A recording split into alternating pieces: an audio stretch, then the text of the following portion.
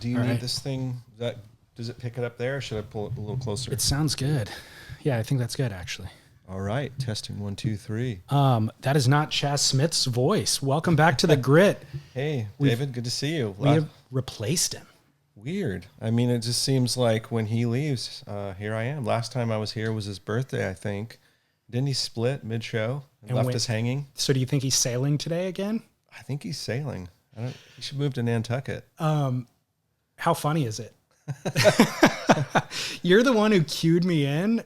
Like, hey, is it funny to you or anybody else that Chaz is really into sailing? And I thought about it. I go, you know what?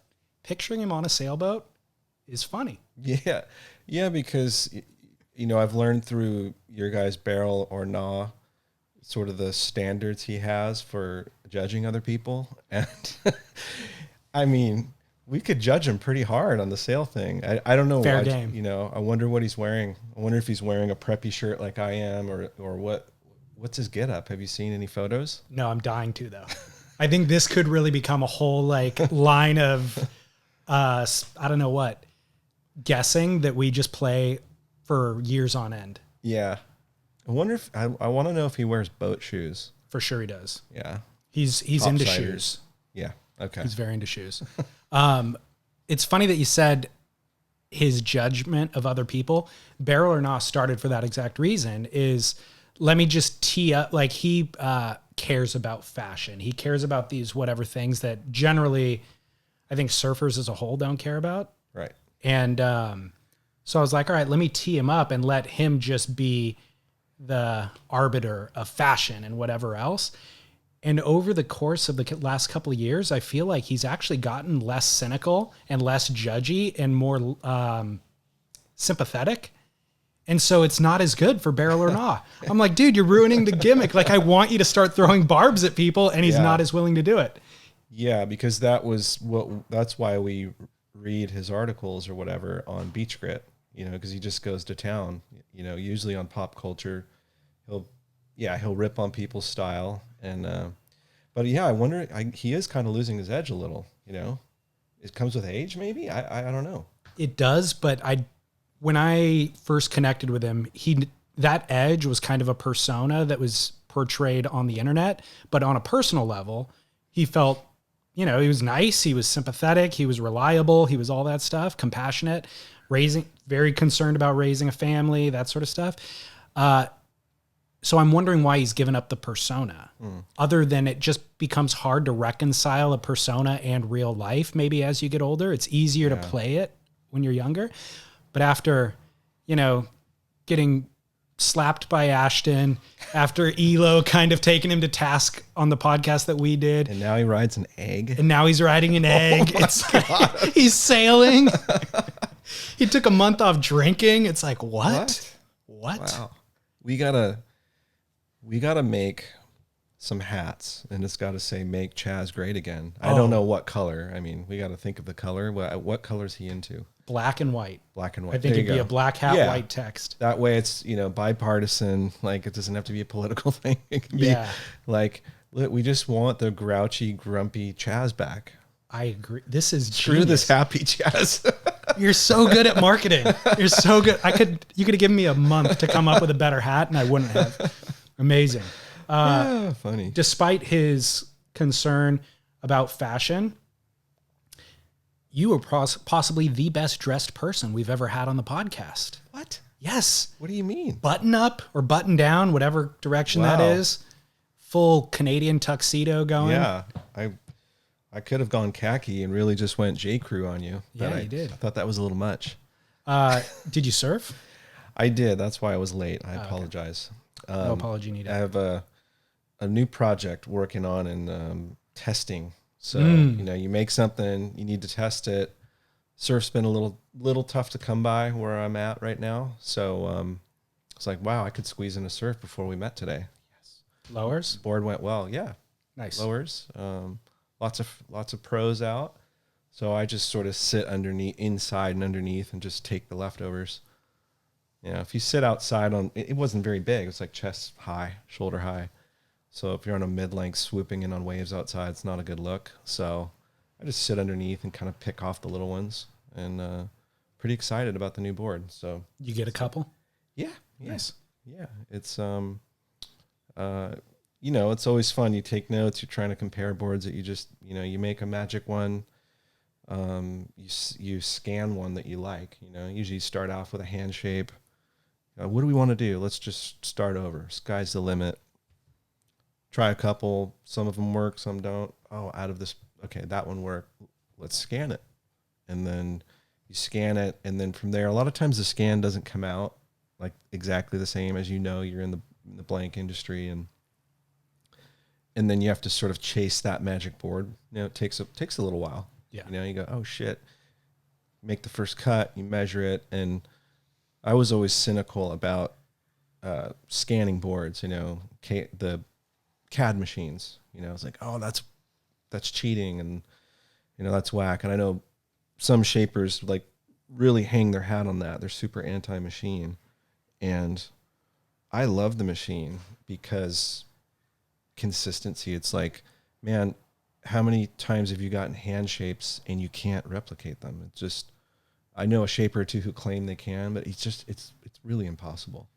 So it's a fun process of like, you get the magic one, you scan it, and then the little tweaks you have to do to get back to it. Mm-hmm. Yeah, you can get really precise, and it's, I've found, and this is no mystery to anybody that shapes, they know way more than I do, but getting the curve is just so important. You know, when you can get that curve, the rest of it's just, I found easier to fix. Like, okay, how thick do we want the rail and all that sort of stuff. Which curve are you talking about? The outline? The rocker, sorry, from nose to tail. Gotcha. So the profile. The profile, yeah. And it's just that there's that tipping point of too much entry, not enough. Too much tail rocker, not enough. And it's just, it's fascinating to get super into that. Well, that conversation about the machine versus the hand shape, I feel like is almost not relevant anymore. It was for a long time, up until maybe 5 years ago. And then all of the people who were saying hand shape is the only way to go because that's where the soul is and the machine has no soul. Like, that argument has been replaced by the most soulful hand shapers needing to increase their production to actually get surfers riding their boards. Like, they had so many surfers wanting to ride their boards that they realized, I can actually spend more time in the shaping bay refining my designs. Exactly. If I can outsource this process of whittling the blank into the general shape. And then I can refine the general shape down into and make all these vast improvements from that point on. Yeah. And I can talk to clients. I can actually spend time with customers communicating. It's been hard for a few people, but I think your timeline's about right. I'm really good friends with Josh Hall, and Josh Hall was hand shape guy for a long time. But they still are hand shape. I think if you can change, like, you're just making everything more consistent and accurate. Because once you find a model you like, and then you can replicate that rocker profile. That's one of the most, to me, like I just said, it's like the thing you feel immediately, you know, and then, okay, now we can fine tune with the different types of concaves or V's or whatever we want to go into to give a different feeling. Put all of your time into the refining, Yeah. not into whittling down a tree into a toothpick. You know what I mean? Yeah. And, you know, there's a few that still hold out, and good on them, you know, like, and that's the beauty of having choices, but I want the consistency personally. And I think everybody could agree in that debate that you got to put some, 1,000 blanks maybe under your belt, hand shaping, before you ever get to the machine. If you're gonna get into the business, you don't get in with the machine and on a software program. And I think you're right. That's where a lot of the critiques came. You know, this was a hot topic 5, 6, 7 years ago, and you know, the Instagram shapers, right? That in people that only know how to design on Shaper. What is it? Shaper 3D? Is that Shape 3D is one of them. Shape 3D, or these different programs. Aku. But it's really, I feel once you've shaped a lot of boards, you've sort of earned your stripes. Yeah. And I feel it is important to start with hand shapes and really come up with something fresh. But correct me if I'm wrong, but I think some of the top shortboard shapers do really start from the machine now. I don't want to say any names, but I've just heard that some of the big names in shortboard shaping will not even really start with a hand shape anymore. And the reason that, maybe you know more than me on this, the reason they do that is they get often running with models quicker with team feedback. The challenge of the hand shape scanning, then you're sort of chasing getting back to there. It's like a lot of extra steps. Have you heard that? I would be apprehensive to say that some of the larger shortboard shapers, because I don't know that the largest ones got in that way. I think of the largest ones as being legacy people. I'm sorry. I mean, like in the last year or two, where they've sort of shifted gears. They're not as worried about a hand shape or originating the new designs in the last few years. I don't mean established. You know, name any big shortboard shaper who's been doing it for 15, 20 years. I've just heard through the grapevine that they have these big teams with CT surfers and they don't have time to mess around. And that some of them are actually designing on the machine. And I've just heard it brought up as a critique of like, that's really a departure. Like, you should stick to the way this thing works best is we protect or carry on the tradition, or what's special about shaping is doing the whole thing from hand. When, you know, let's say, you know, hey, we got a new team rider. We're going to make a new model for that person. Let's just go back to the drawing board. You talk to them, boom, do a few and then go, aha, that's a magic one. Now let's replicate that. What I was saying is I'd heard that some of the bigger names now are actually skipping that. Gotcha. And I just wonder, maybe you just hadn't heard that. So. I don't know that I'd heard it, but I mean, I remember a conversation I had with Eric Arakawa specifically, and he said, it's actually easier for me to get in the room and just bang one out with a planer. Like if I'm talking to Jack Robinson and he says he wants to make these adjustments, it's way faster for me to take a blank, go in the room with a planer and execute what he wants than it is for me to get on a computer and try to figure it out. Right. So. Right. Yeah. Interesting. But I'm all for the CADs, but keep the hand shaping part for fine tuning. And even when you get the CAD, so many things can happen with how someone does the rail. I mean, there's still a lot is dialed in by hand. I mean, so much of it is. So you know what's a far more interesting or relevant maybe conversation is that more hands, I guess more of how the board performs in the water is going to be affected by the lamination and the sander, more importantly than the laminator even. And so those are all processes that are still done by hand exclusively. There's no automation to the lamination or the sanding. No. And so if you really want kind of how your board, if you have those 10 boards for Kelly Slater, trying to replicate one magic board, and here's 10 that Al is going to give him back in the day to try to replicate that one, it really more comes down to what the sander did than what Al did ultimately. And if you have 3 or 4 different sanders in the factory, then they're going to be all different. You know, so that's where you really want to focus your attention on is working with either somebody who is a shaper that does it from beginning to end by himself, or has worked with his laminator and their sander for a long period of time. Yeah, the sander's really clutch. It's funny you brought that up.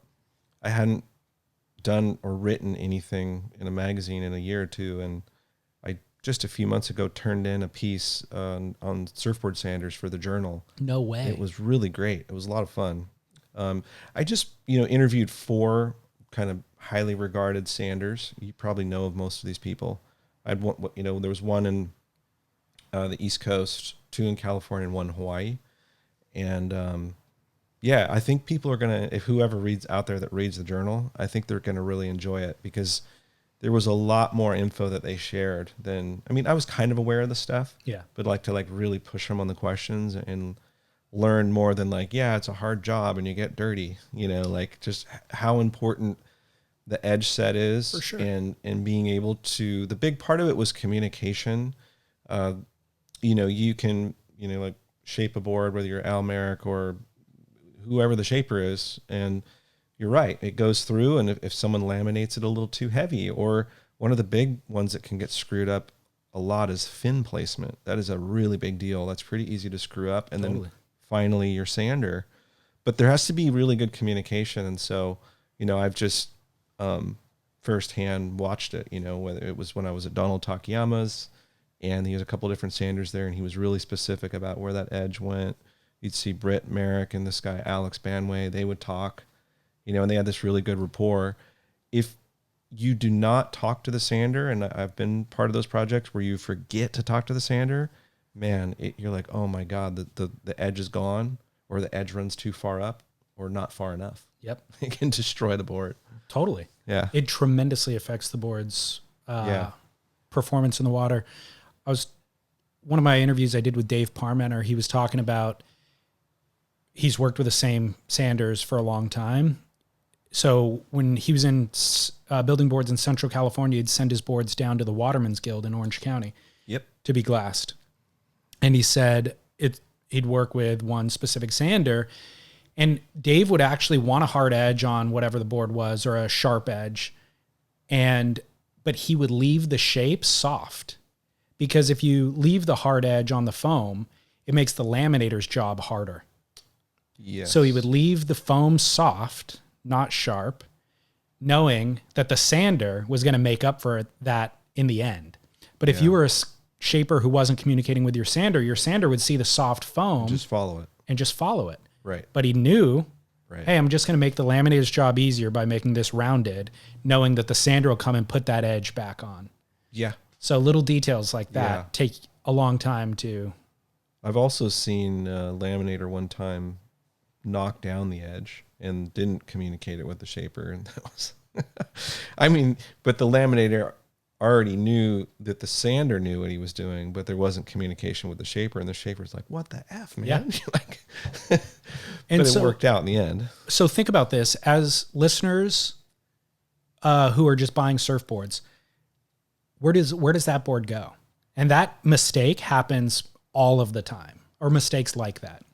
So where does that surfboard go? The surfboard shaper can't afford to throw that thing away. They're not going to throw it in the dumpster.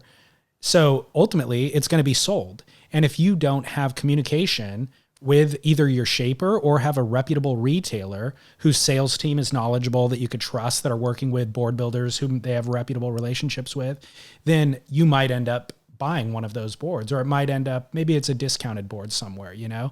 So as the consumer, you need to be aware of these things, and you need to actually be your own advocate for getting the best board. My favorite way is working with a shaper, personally. And there's, I was just thinking, as you're saying, there's so many new people now. I'm sure you and Chaz talk about this all the time, I'd imagine. But I was curious, you work at US Blanks. Are you seeing any sign of a slowdown of demand on blanks? No, not in a demand. I think there's more issues on the supply side, in terms of getting enough materials to be able to fulfill demand. That's really where the bottleneck's going to come in. Yeah. So. Yeah. It's still just, even as of this week, everybody I know in surfboards, that's all you hear about. Is what? They cannot they can't meet it. And the bottleneck is the glass shops. The glass shops are literally saying, please don't bring us any more work. We're good, until next year. Come back in a few months. And the other problem is the industry had been shrinking. Glass shops had been disappearing for the last couple of years. Yeah. So it was kind of at an all-time low in terms of skilled craftsmen available to do the work and ready to go. And now the most demand ever is on that smaller group of people. Yeah. So I've been missing some of Chaz's recent articles. I've just had my hands full with a lot of projects. Maybe we'll talk a little bit about the WSL event I worked on, but what's this thing that Chaz has been talking about, surf dystopia? Is it have to do with, is he talking about how everything is sold out, or how COVID has changed the landscape and there's a lot of people and surfing's over? What in a nutshell, what has he been going on about? Do you think I read Chaz's article? I don't know. I just scanned one and I saw this.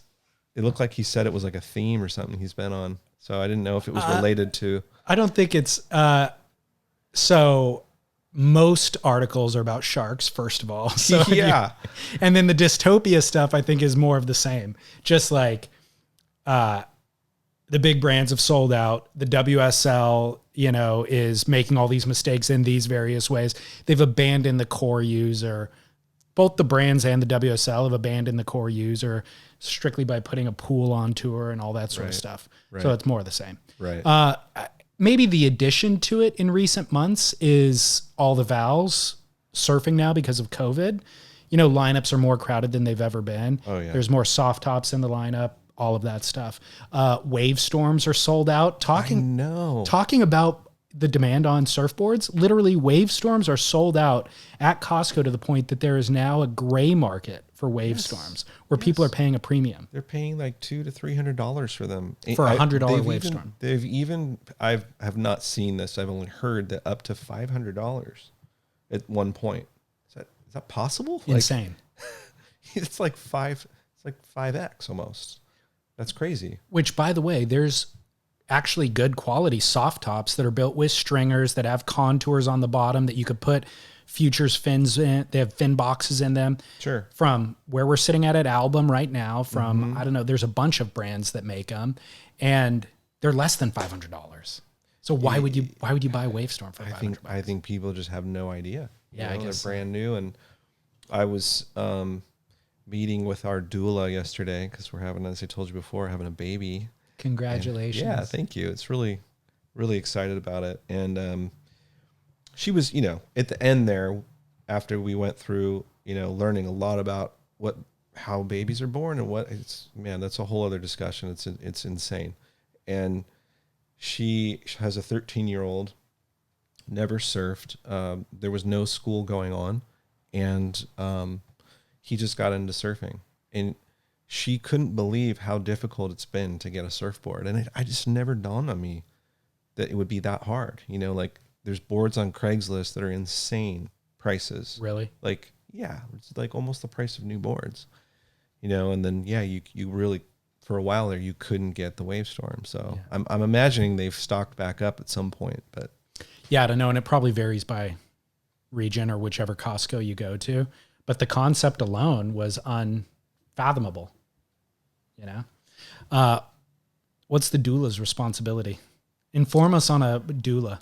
A doula. So we are, you have like an OBGYN who's, oftentimes the doctor.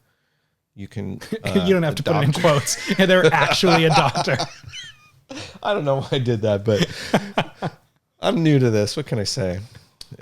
We didn't know a lot about childbirth and don't want to be pretentious people that are like, oh, we're going to have a home birth and we're better than you.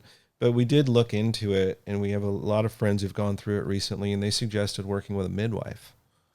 And the reason being that, I don't want to bore people, and I'm not an expert in this stuff, but just things I've learned, that we've really, in the last 150 years, the birthing experience has changed dramatically, not to the benefit of the woman or the baby, but to the benefit of the medical industrial complex.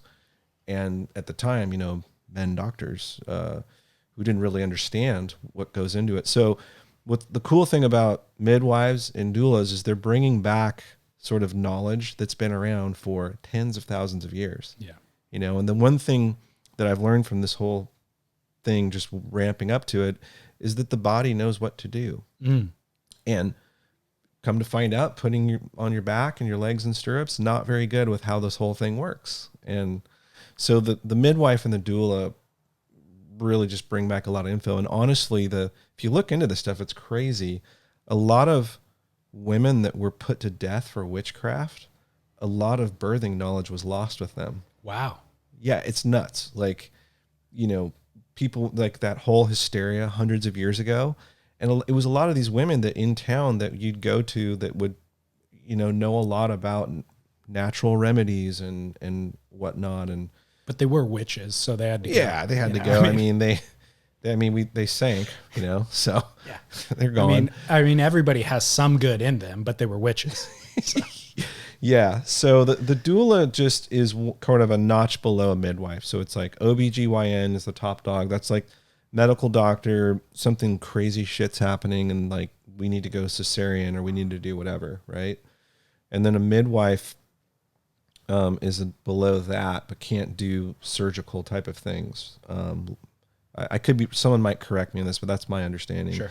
And then a doula is sort of like a guide or a shepherd through the process for me, for the husband, and for the mom, because the midwife can't be there all the time. But like once the show's on the road and we're going into labor and all that's happening, the doula is really helpful, and she literally can do things like last night. She was like explaining how things work with going into contractions, and like we're going to try to avoid an epidural.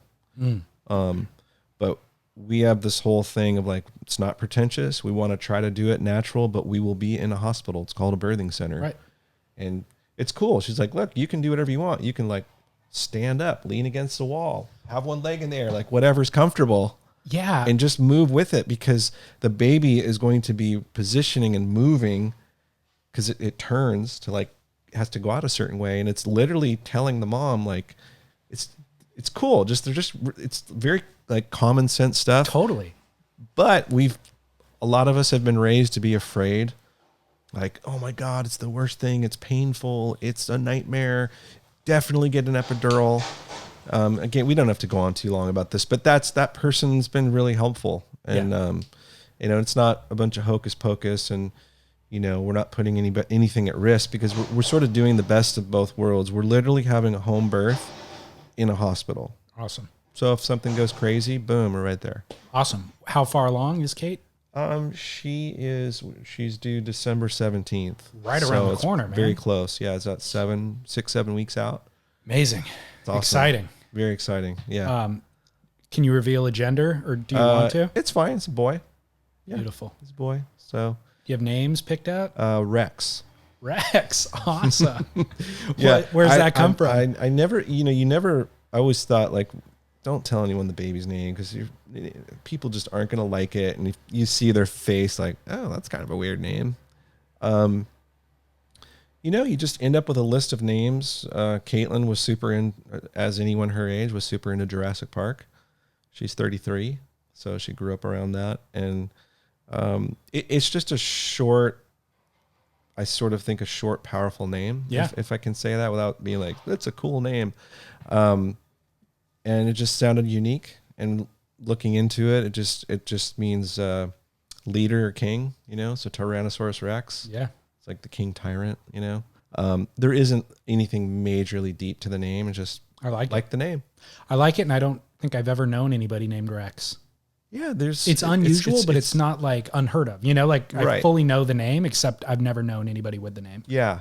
And we just met Rex Hennings, who's a 13-year-old Vissla surfer here in town in San Clemente. And that was kind of the first, I was like, oh, someone else named Rex. Speaking of Vissla surfer, Channel Island, you guys posted that Josiah Amico, yeah, he's rad. Video. He works at Trader Joe's, and the caption was, or the title for the video was, "Is this the best Trader Joe's employee surfer of all time?"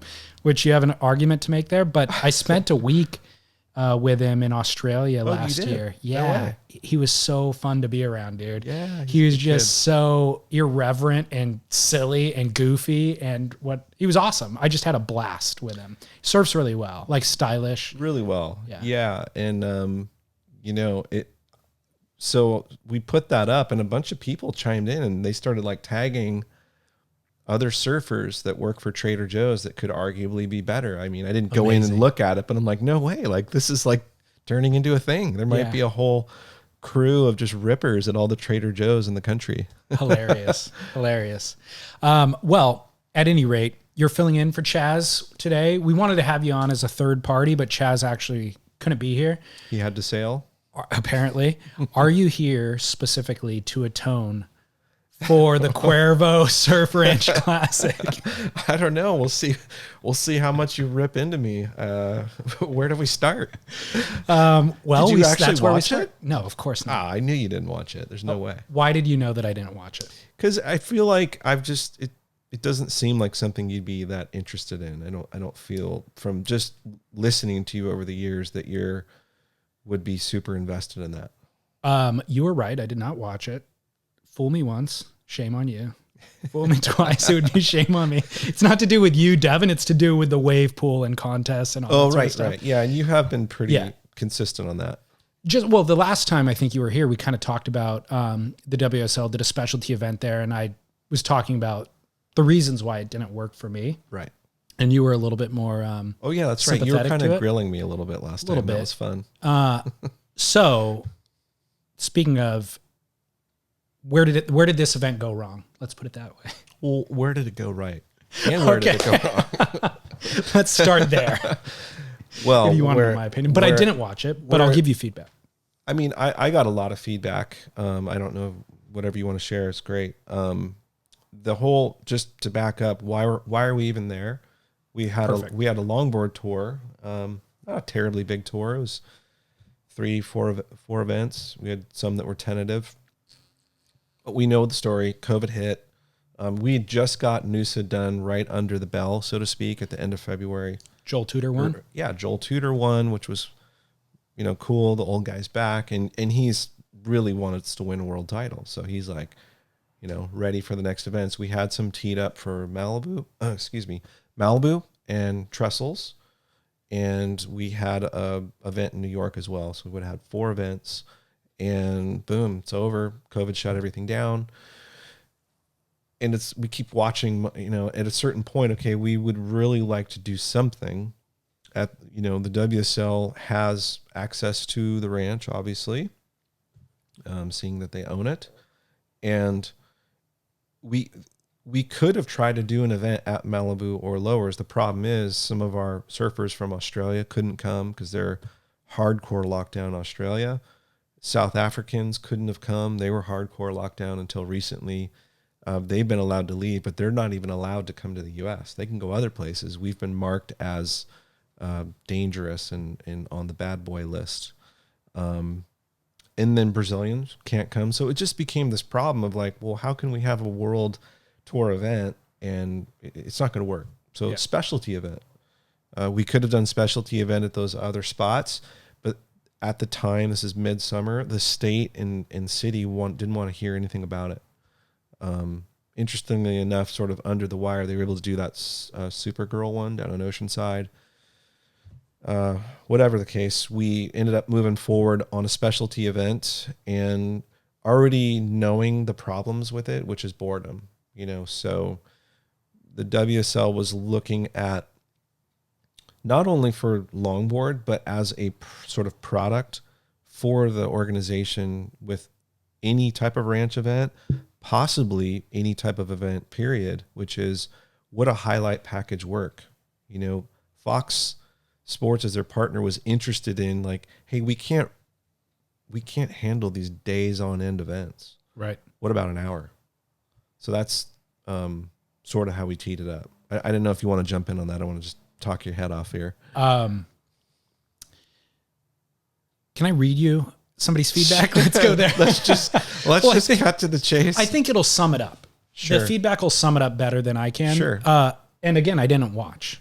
Before you read it and rip into me, I'm not here to defend anything necessarily, but I just want people to understand what my role is there. My role is to build the events, get the right surfers, get the criteria and the judges, and sort of pull it all together. When it comes to shows and all that, I can say things, and based off what we talk about, I'll chime in where I can. Yeah. But it sort of stops there. But, of course. And so I'm okay with the feedback, and I did a lot of screen grabs. But are you right now trying to distance yourself from the end product? I wouldn't say. I mean, I work there, so like you can't. I'm attached to it, but there's things that are done on a show that I can't. You're attached to setting up the product or setting up the event itself. Yeah. But what we end up seeing is the end result. Edited package that somebody else is responsible for. Yeah. So let's hear it. I know what the comments are going to be. Of course you do. No, of course you do. And I didn't watch it. It was Saturday. I was home at the time and I had the opportunity to watch it. And I thought to myself, do I care? I don't really care. And, so I immediately started getting feedback while the event was on and then continued to get it of course, for the next few days. And essentially everybody was saying it felt like a commercial.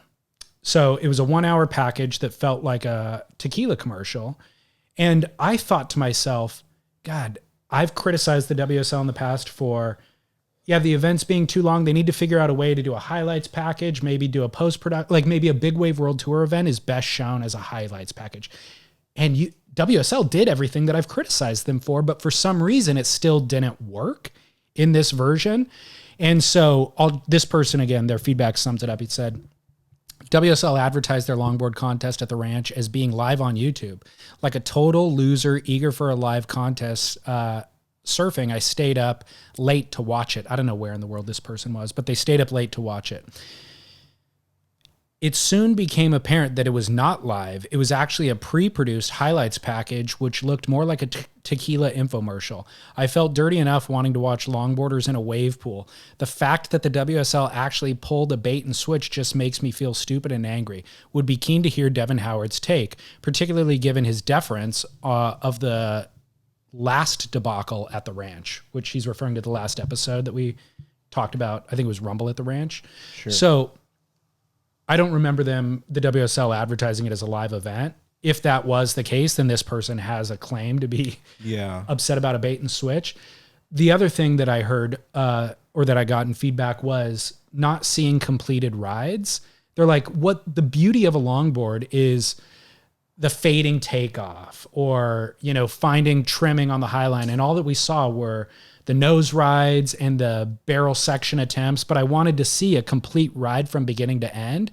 Agreed. Yeah. Which is where kind of the longboard, where the beauty of riding a longboard is. And the way that the package was cut just didn't show that. Yeah. I completely agree with all that stuff. Yeah. I think, look, the event, a couple things that the event came together quickly and at the last moment. This package that they made was something new, and so they don't have any real practice with it. I did see I saw it hours before it was like, we're turning it in. No way. Yeah. And, to turn around that thing quickly was definitely a challenge, and so when I saw it, I literally every comment that was on there and everything that I've seen, I put in a bullet list to the team, and they shared like, we'll change what we can. There was a couple little minor hiccups that were just factual errors that they were able to fix. Doesn't matter what they are. So I was able to catch some things. But the concept was so baked and so far down the road, it was like, I got this note at, after lunch, and they were turning in it at 6 p.m. to Fox. They're like, we're running with it. Yeah. Oh shit. And my biggest thing that I knew immediately was the core audience. And it was made clear to me, and this isn't pointing fingers at anyone at the WSL. This is just being very transparent. They made this as a product for Fox, for the Fox network, right, for the Fox viewer. And what I think can be learned from this, honestly, is, okay, that's fine. I think we could have done a better product regardless of the Fox thing. We shouldn't have had commercials within commercials. Even Jose Cuervo itself doesn't want that. The Jose Cuervo crew is actually really, this probably sounds disingenuous, but the guy who runs it is a legit guy. And, even they think it's too, I think everybody learned a little bit that it just, you have sponsors, you make something, you're like, well, let's stoke them out. But when you don't have enough time to like really reel it back, and I think where this product could have been better was to not have commercials within the show. Let the commercials be the commercials. You have a commercial break. That's where your commercial is. Let the show itself be purely about the surfing, and that's it. Yeah, if a banner or a logo comes across, whatever, that's part of an event, but leave it about the surfing. I think that's super fair. What I will add to it is you can make this sort of highlights package for the Fox viewer who presumably majority of them aren't surfers. They're like, oh, cool, you know. But on the World Surf League, this is what my proposal is. On the World Surf League, show a different version of it an extended version, if you will, that maybe it has the same flavor and feel, but there's more breathing room because you don't have a time constraint when you run it on your own website. So then you could run the full rides, you know. So the way the format was is you had 6 surfers in round 1. The top 4 went from, it was a leaderboard. From there, they went into man on man. Now you have matchups. I think in round 1 you can get away with highlights. Okay, now we're in semis and finals. So you're looking at 2 semis for men and the men and women in the final, right? Let those all play out. At the very least, show their best left and their best right in completion. And I think if they'd done that and pulled back, I think it could have been a success because there for as many people that ripped into it, there were quite a lot of people that said, hey, it was a little bit commercial, but it was rad to see the longboards there. And like there was still a lot of positivity. And the people who saw it are probably scoffing at that going, well, don't these people pay attention? It just was lame, you know? So it was interesting that it was sort of 50-50 on the feedback. I was talking to Scott about this, Scott Bass on Spit earlier this week. Yes. And we both identified, get out of Devin's way. Like, honestly, the WSL, they should get out of Devin's way. Devin has the ability to kind of, first of all, he's authentic. He has the credibility to get the right athletes involved and to present it to an audience that actually cares and wants to see it. But what this felt like was maybe it was generated from Cuervo themselves. It definitely was. And then I told Scott, I go, but it's not, everything that Cuervo's done in surfing has been good. It's actually been really authentic. Yeah. It's been really tasteful. It hasn't been like overtly branded. It's been real tastefully branded. And it's like Jared Mel in Nicaragua surfing without any logos on his board, and then having a beer on the beach at the end. It's awesome. That's what we want to see, right?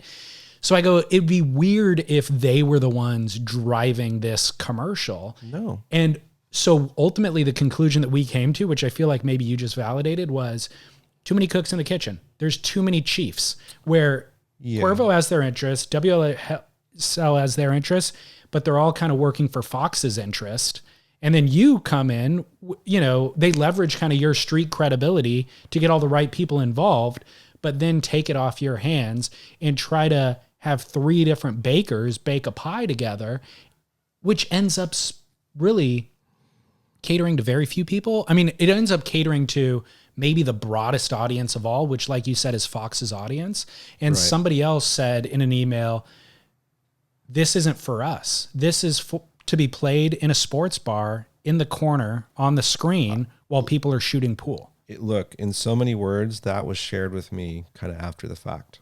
Yeah. Like somebody kind of high up wrote me back literally saying, this is not for the core surfer. Right. And so I think that, look, I'm just trying to be transparent. Like I'm attached to it. I struggle with the show, man, because like you said, I do care. And I really want it to be legit, and I'm not an expert on how to make a super niche subculture relevant to a giant audience on Fox. That's not my expertise.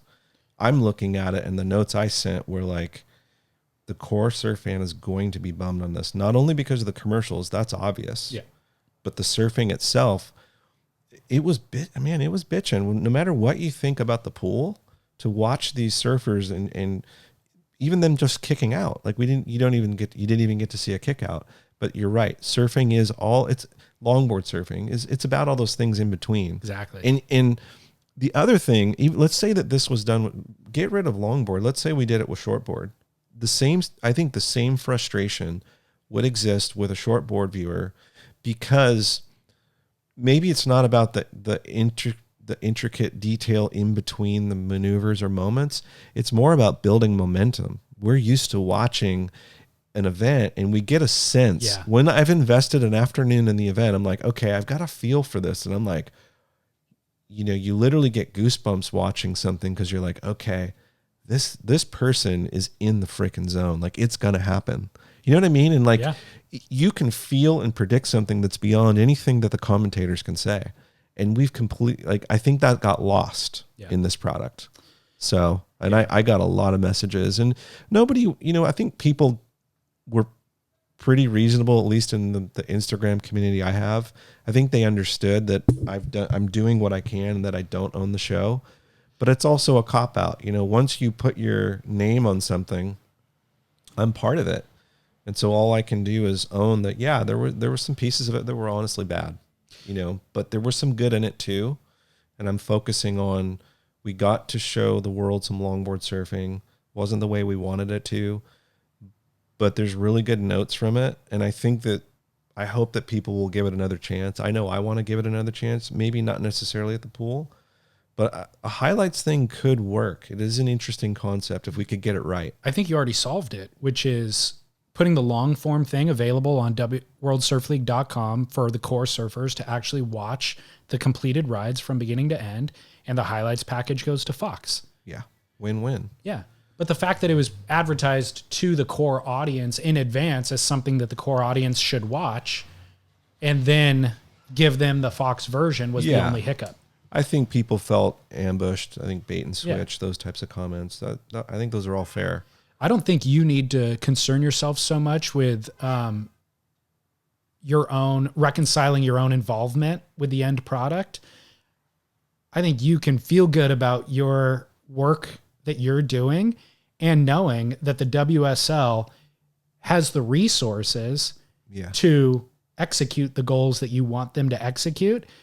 You just need to take the feedback, let everybody in power know, apply your talents there, and get the cogs in the wheels to shift in the directions that you're talking about. Yeah. But you don't have to justify your involvement. Yeah. And I think anyone who's worked in creative out there in any shape or form, when you don't have enough runway to really conceptualize, make the thing, and then have proper time to review it, like, it's really difficult, you know. Totally. When you're going to press with something, it's like, you know. But if you are viewing yourself as an artist, you need to recognize you're working for a corporation and you're going to run into these things, but you don't have to justify it or lose sleep at night about it. Yeah. You know, the surfers felt on the ground, everyone was really happy. So like that, I felt good about that piece of it. And we'll work on the next one. I mean, we're working on a calendar right now for next year. You know, Pat O'Connell had said it looks very, very likely that Pipeline is, like, barring some kind of crazy thing happening with the government in Hawaii, it looks like everyone's moving forward. You know, Hawaii opened up to now, you know, the middle of the month. Like, you can get a rapid test and you can go into Hawaii now, which is a big change. Before it was 14 days. So that was a problem. So they're going to be able to do Pipeline, it looks like, and another event as well. I can't believe that. I mean, it could not happen, but like everybody in the building, like Eric Logan said directly to my face, really, like, it's imperative that we we need to get going. So they're committed. Like, it's not like they're sitting around going, oh, maybe we'll do it. You know, like, they really are committed. And I think it would be good. You know, I think that organization needs to get going, you know, like, it's difficult. They have all of these sponsorship agreements. A lot of the people have already paid for things. And you know what I mean? Like, they got to make good on these partnerships. I appreciate their gusto, but there is a consequence with rushing it as well. Sure. And especially if it sows seeds of discontent in the Hawaiian community themselves, who have always, I think, been looking for opportunities to kind of oust the WSL. If one of the big first openings that the state does or the county does as a tourist thing is letting a sporting body come in and bring all of the people that they need to bring with them to do it, and then flying surfers in from Brazil and South Africa and Australia and everywhere else around the world to this little petri dish, that's ripe with consequence. Or rife, maybe. Yeah, it can be, but there is a pretty stringent process, you know, like even just us going to the ranch, there was a ton of protocols and hoops. It wasn't just like willy-nilly, everyone just rolls in. Like there is quarantine periods that they do like within the group, and they do follow whatever the most like stringent guidelines are. So yeah, things can happen.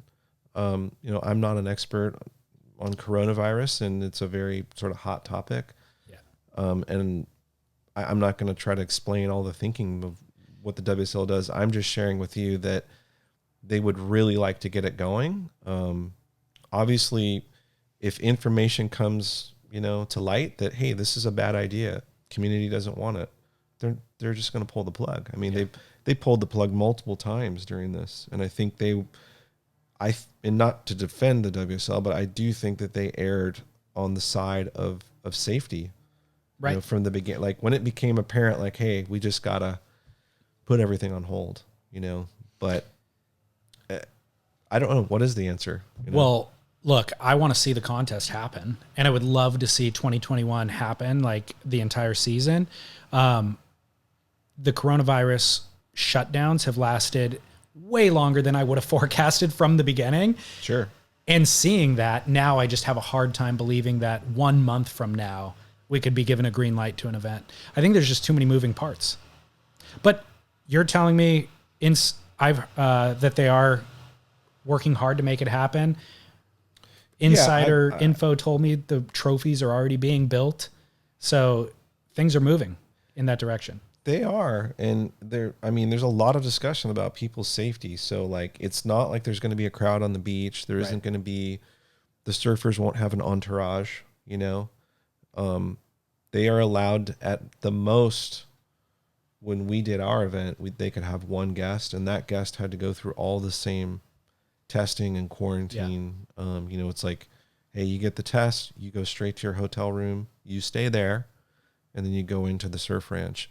I'd imagine they're going to create some sort of bubble, if you will, in and around there. The worst case scenario would be WSL comes and does this event, and then there's an outbreak or a spike in COVID cases on Oahu, and the government reacts to that by restricting tourism as a result. Yes. Then that would be an absolute nightmare PR situation for the WSL. Or if there were COVID cases on tour because of it. And then surfers have to not be able to go to the next event because they contracted COVID at the first event. Right. I mean, those are nightmare scenarios. It is. I mean, and this is something Pat and Elo and that whole crew are just, agonizing over every day. I don't envy them. Yeah. I mean, this is complete uncharted waters. Yes. Let's use that to segue into Surfline and Alaska Air's partnership. Have you followed this at all? I haven't followed it closely. I've been receiving the ads. I've seen the ads. I understand what's going on. And didn't they have this last year? I feel like this isn't the first time. If they did, I didn't see it last year.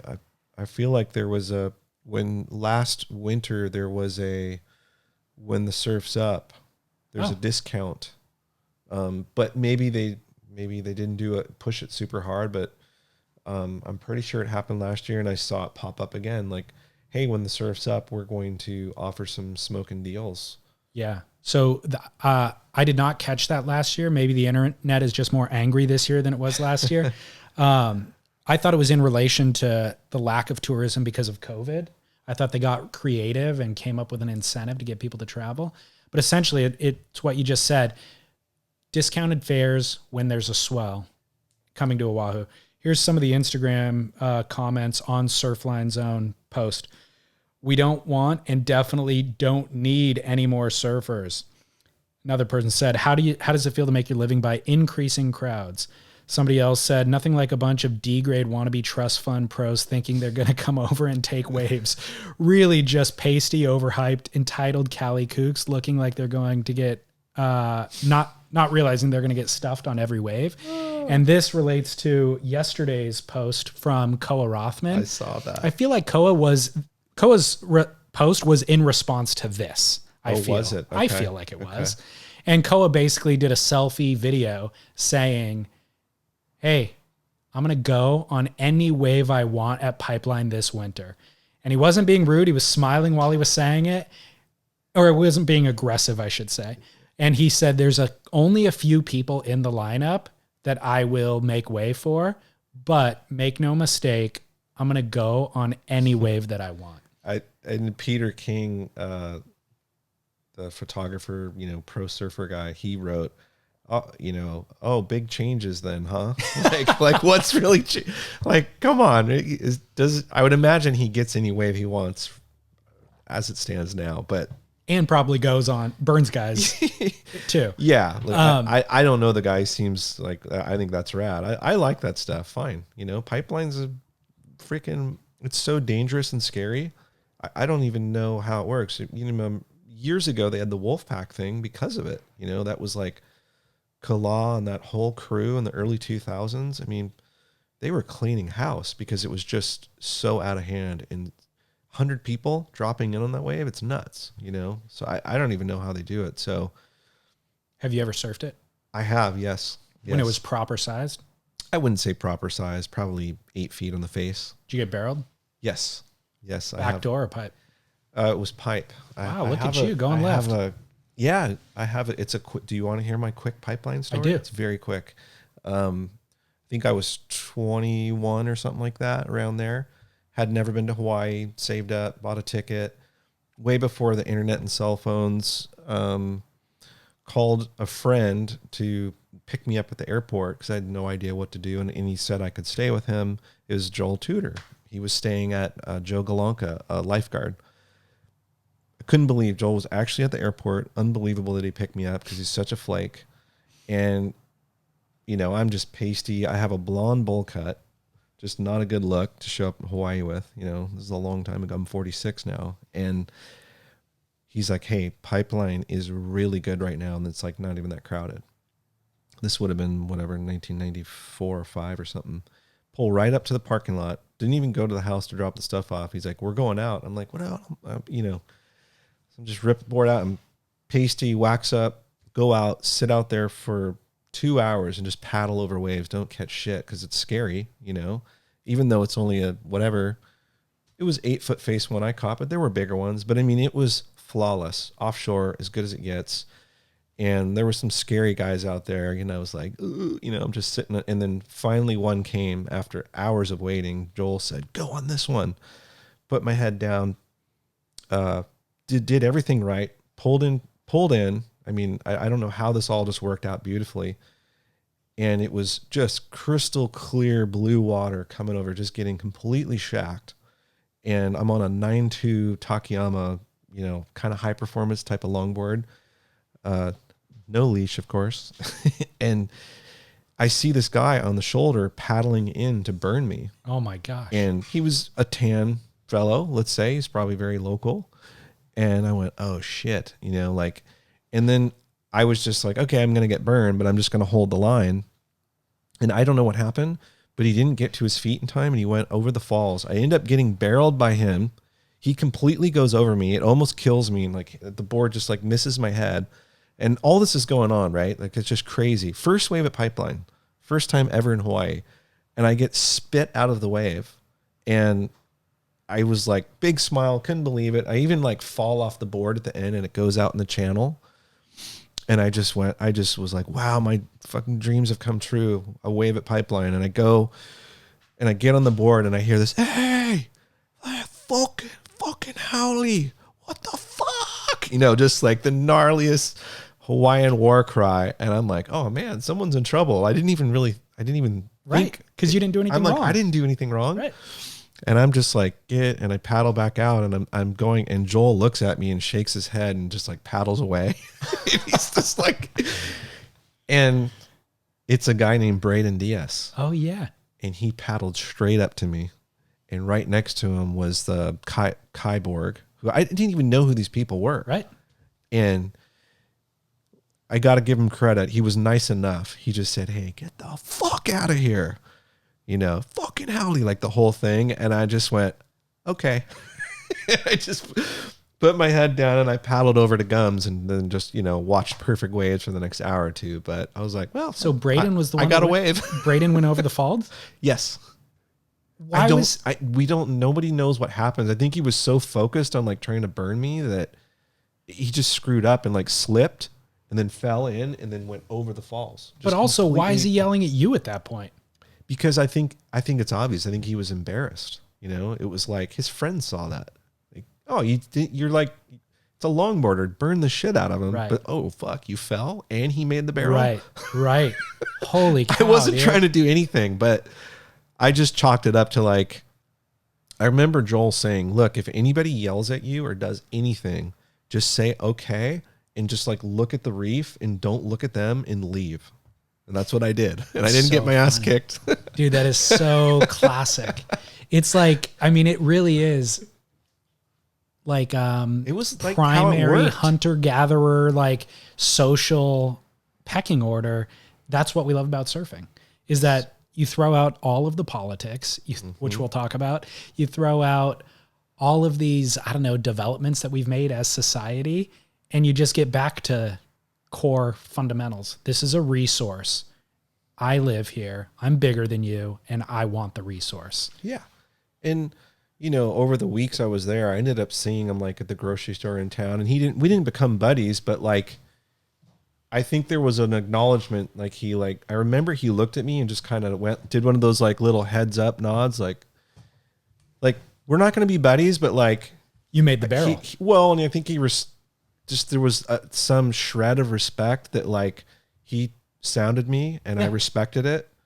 I followed protocol. I said, okay, I'm not going to be like, but why? What, you know, like you see people do that. It's like, no, well, just leave. Leave. And if you stick around, then we'll have that little interaction. And then next time I see you, I'll let you go on an inside wave, and eventually you'll work your way through it. So that level of localism, it sounds barbaric or maybe archaic and crass, but it's not actually. This is the way the world works, and there's order to it. And you pay your dues and you work your way up. Yeah. That's the order. And that's the way that it should be. That's the way that the world works best. And at that time, what's actually amazing is that he sounded me and didn't just punch me in the face, because he could have. You know, that's just how it worked. Yeah. I mean, that used to happen regularly. So anyways, my pipeline story. That's an amazing story. Is there footage that exists of any of this? No, this was like middle of the day. You know? Well, so this, again, relating it back to the Surfline situation, how do you feel?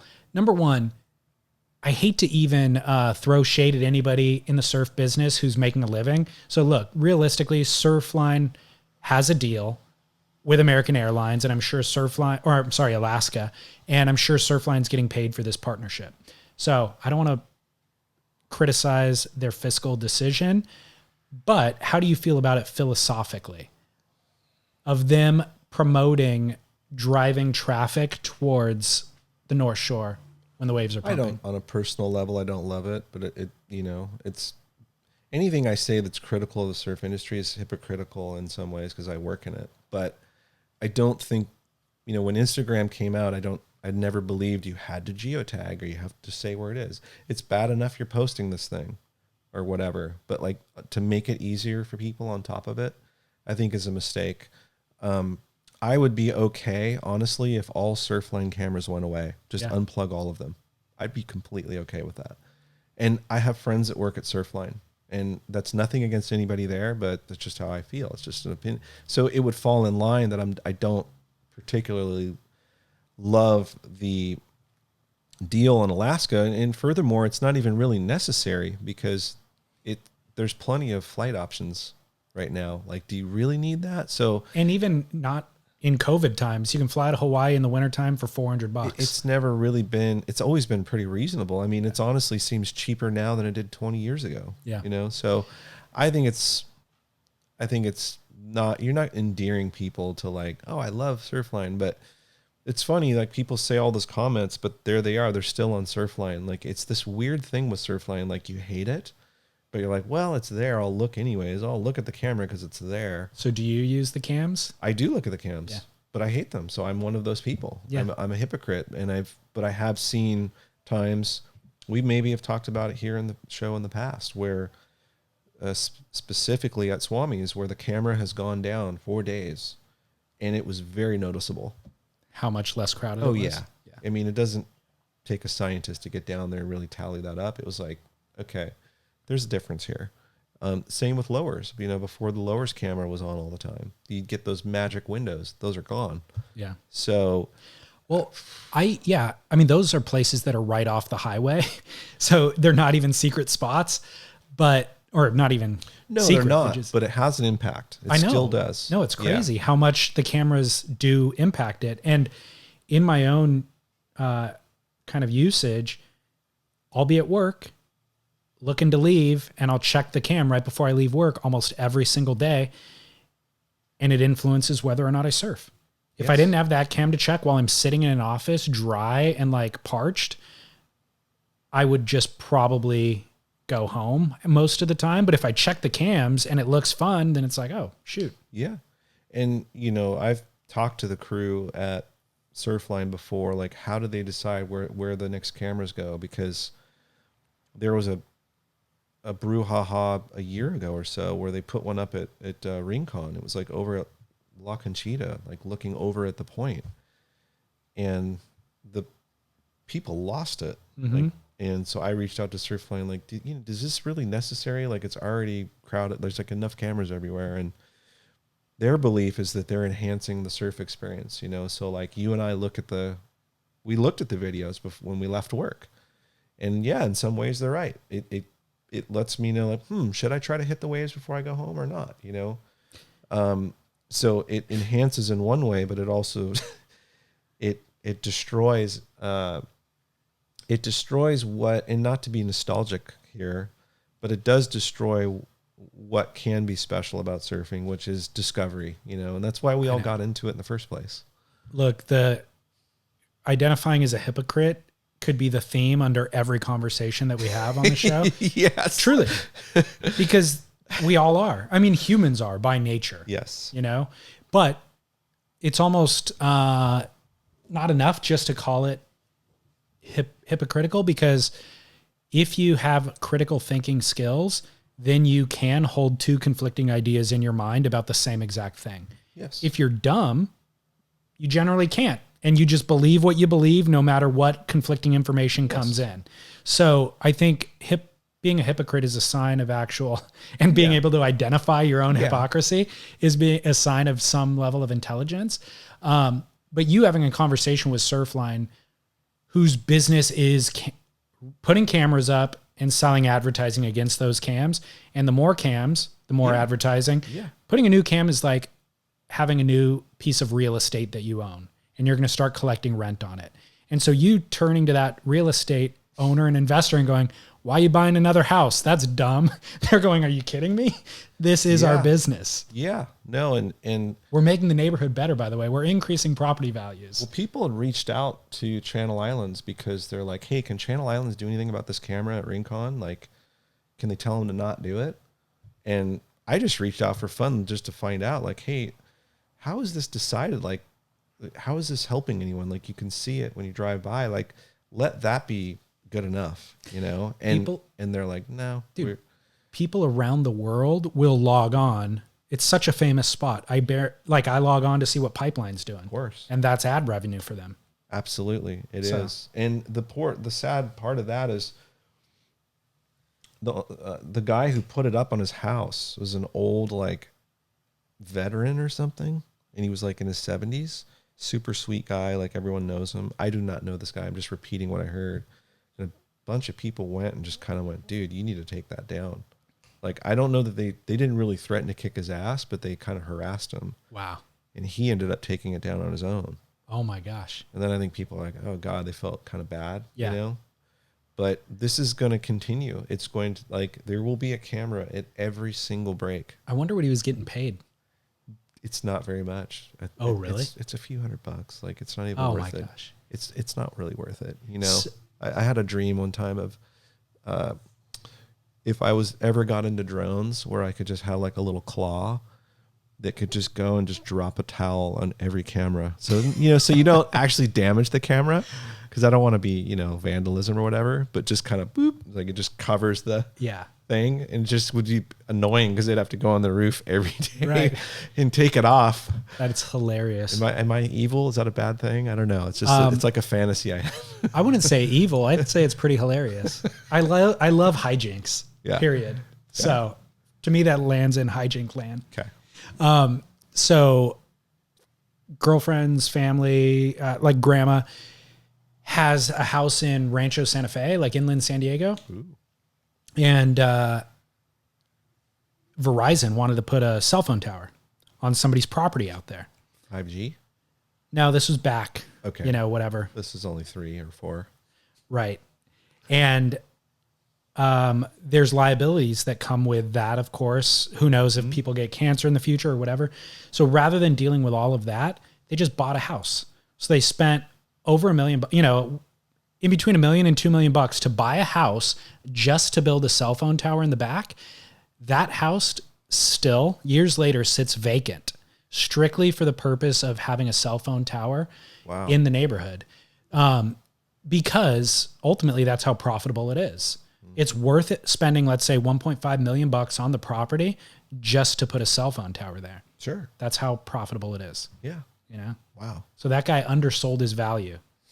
I mean, that's a valuable real estate for Surfline Cam. He should have held out. Yeah. Well, hey, politics. We wanted to talk politics in today's show, and not to share our opinions. And by the way, this is very timely. You and I, last night was the final presidential debate. It was civil. I feel like you and I have much more civil discourse than Chaz and I. Chaz and I are like the first presidential debate generally. Just lots of interruptions. Yeah, exactly. You and I, this is reflective of last night's debate. I actually skipped last night's, but I'm aware that it was on. I heard a few highlights of it this morning, but I heard the big takeaway was a lot less interruptions, at least for the first half or 3/4 of it. And I guess some interruptions started happening toward the end. They were only turning the person's mic on when it was their turn to speak. And they gave them 2 minutes specific. They always say you have 2 minutes allotted. They literally turned their mic on for 2 minutes and then shut it off. So there was no opportunity for interruption. Well, sounds good to me. I think it's a good idea. It's like what you would do with toddlers in class, Yeah. Well, at any rate, we don't want to talk about our political views, but what we do want to talk about is surf brands getting into politics. So Chaz and I did not discuss, or we didn't discuss at length, Surfer Magazine's post about endorsing Biden. Sure. Yeah, that was a big one. That was like a crazy interaction on that. And I was out of town, or I was in Zion and I was in the Narrows, no phone reception. I get back to my phone after 8 hours, and you were among the people texting, being like, "Dude, are you watching this transpire on Instagram right now? It's blowing up." It was heavy. What are your thoughts on it? Well, it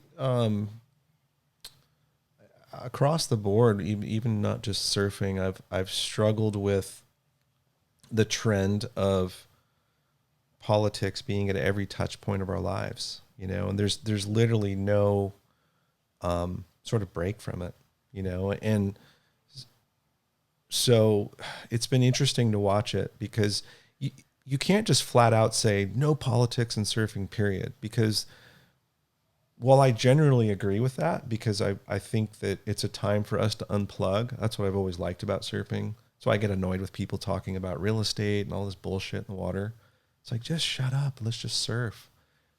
On land all day, we're dealing with everything. Our family, friends, the news, social media. It's like, can there be a place where we can come together and just put aside our differences? And as Ian Karen said, just, are the waves good or not? Like that should be like the discussion, and I think that's okay. The way that this thing was going is it just got really heated, which was, if you don't care about politics, then you don't care about the environment. Right. And like, I don't like this trend of, it's just like cult behavior, it's really scary to me.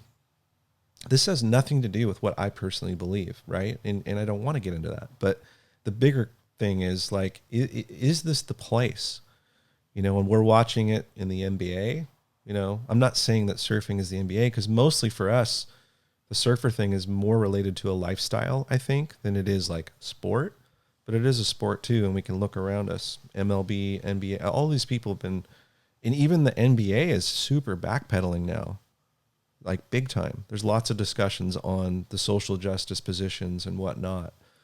And there's a big difference between your personal platform and a business. So back to Surfer Magazine,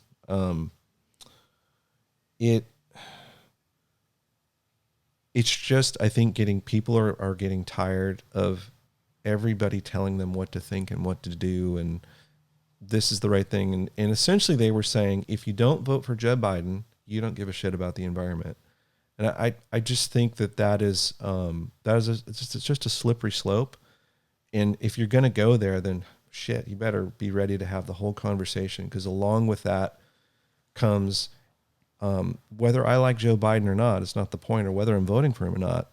If you're going to say that, I remember not that long ago when President Obama and Joe opened up oil drilling up and down the California coast. I know no one wants to remember that. I remember it. So it's like,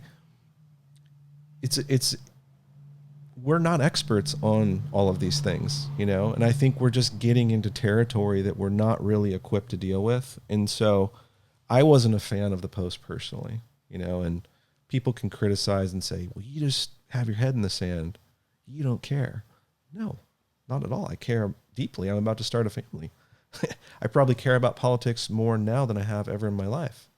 You know, but I think the point is, and I'd love to hear what you feel about it, is that the place? Do we need it? Am I looking to Surfer Magazine for advice on my political views? Personally, no, I'm not. I think there's a lot of resources for that. Like, real news journalism exists, and I'll look there or do my own research. It's not why I went there in the first place. So I think people didn't like it, felt ambushed. And then I think I completely understand the people that thought it was rad, who were like, well, fuck yeah, you're taking a stance for the environment, because you basically just set up this argument that if you don't vote for Joe, you don't like the environment. And that's a pretty scary thing to be put in that box. You look like a douche. Yeah. Lots to unpack there. I'll start by saying I did not have the immediate emotional reaction to it that you did. When I saw your text messages, I was like, oh shoot, something gnarly is going down. So eventually I did have cell phone reception or Instagram access. And I read through it and I was like, I don't really care. Like, honestly, whatever Surfer Magazine posts doesn't really affect my life, and it doesn't affect my personal surf experience. Good for them for kind of activating an audience to get involved in something. Like, I'm okay with all of it. And I agree with you. I don't want to talk about politics in the lineup, and I do use surfing as a reprieve from my day-to-day stresses. But I think it's okay to normalize politics and integrate it into business and general conversation. I'm okay with that. Sure. Somebody said to me in the comments section, I think it was on Beach Grit, like, David, you missed the point. What we don't like is people telling us how to vote. And there was that post, I guess, Correct. Was you should vote this. If you care about surfing or the environment, then you should vote this way. So I do understand that one little caveat in it. But again, them making that post sets them up for looking like a hypocrite, because what you just said, opening up the drilling thing, you don't need a very long memory to identify this individual candidate, whoever the candidate is, when they waffled about this or that, or they have skeletons in their closet from Dakota Access Pipeline. Remember that story? Totally. Obama was zero help. Biden, where were you? So, I was there working on that thing. They didn't give a shit about it. So it's like, whoa. This is a game. We're being pulled into a game right now. Clearly. So getting in bed with a politician, you're going to get an STD ultimately. You know what I mean? Yeah. And so it's okay to have these kind of ideologies and these philosophical ideals and to work towards those and to vote to advance those things. Yeah. But really getting in bed with, even worse, an entire political party saying I'm just going to vote blue or I'm just going to vote red is so short-sighted, because there's going to be all these contradictions along the way. But then to even just pin all of your ideals on an individual candidate is also overlooking a tremendous amount of gray. That individual, Absolutely. there's no chance that that individual candidate agrees with you on everything or will help you advance your cause in all the various ways that you want to. So I think that really the conversation that needs to be had is normalize talking about politics, normalize discourse about politics. Definitely this era that we're living in where everything is so divisive, where just saying that you like this means that you care, that you are then Republican or that you're then anti-American or whatever else. That is a problem. That's the biggest problem of where we're at, is that families who got along great for their entirety are now fighting because one of them put a Trump sign in their lawn. And now daughter's not talking to dad because the Trump sign or whatever. That's insane to me. That's absolutely insane to me that you would tarnish your personal relationships because somebody feels a certain way about a vote. You know, like that's crazy. So I think we need to have more discussion than ever, and it needs to be a lot calmer than ever before. Yeah. You know, I don't think, like I was saying, it's not easy to be like, keep politics out of surfing. I agree in many levels. Like, I don't think, as you said, I need to be sort of told who I need to vote for, whatever. Have a voting card, or, hey, go to our website and learn the candidates' records, stuff like that on the environment. Great. I'll go look at it. I have worked on political things in my life in surfing, like the toll road trestles. You could arguably say that is political, right? Because 100%. You know, typically, if you're a conservative, you're pro business and you're pro development and building. That's kind of usually how these things work. They're teed up that way. That's how you know, whatever. That's just definitions have even changed yes. since I've been paying attention. But absolutely. Yeah. So, I think where we can get on the same page is when there are true, clear and present threats to surfing. And I would be more interested in us having discussions like, whatever you think about what happened in Australia, that was a big movement with the bite. And sure, it's probably driven by left ideology and thinking, but I do think that's a situation where, hey, let's get everyone on board with this. The potential for the spill in this area is boom, boom, boom. Let's get on the same page. And I would have preferred to see Surfer Magazine go that route. I thought it was lazy journalism, to be honest, you know, and in the end, what it did is it dropped a giant shit in the middle of the surf community when there's already so much division. I just don't see how that helped. It rallied a base, if you will. It rallied a lot of people who were already bought in to Biden, but there are a lot of people that are not buying into Biden. We're talking independents. We're even talking Democrats. So what is the end goal here? Like, what are we really getting? And what it seemed like to me, and I had a different feeling about it the next day when they closed, right? Which is part of the story, right? Is this is a desperate attempt by Surfer Magazine to be relevant, you know? And I'm switch gears to was it the next day or the day after? They said, oh, we're closed. Like, we're out of business. We're done.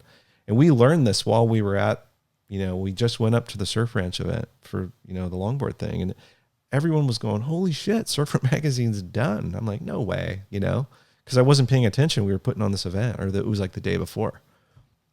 Sure enough, they're gone. And I'm like, people are like, oh, it's because of the Biden thing. No. I'm like, no. I thought, if anything, that they knew this was coming and that they went for it. Now, Todd denies that. He keeps denying it in the media. I don't personally believe that. There's no way, as the editor, you didn't know that was coming, that you guys were getting shut down.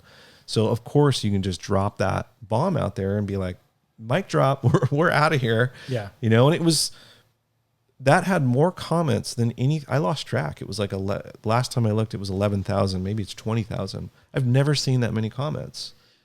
And a lot of them were figures in the surf business too, like Matt Biolis, different pro surfers chiming in.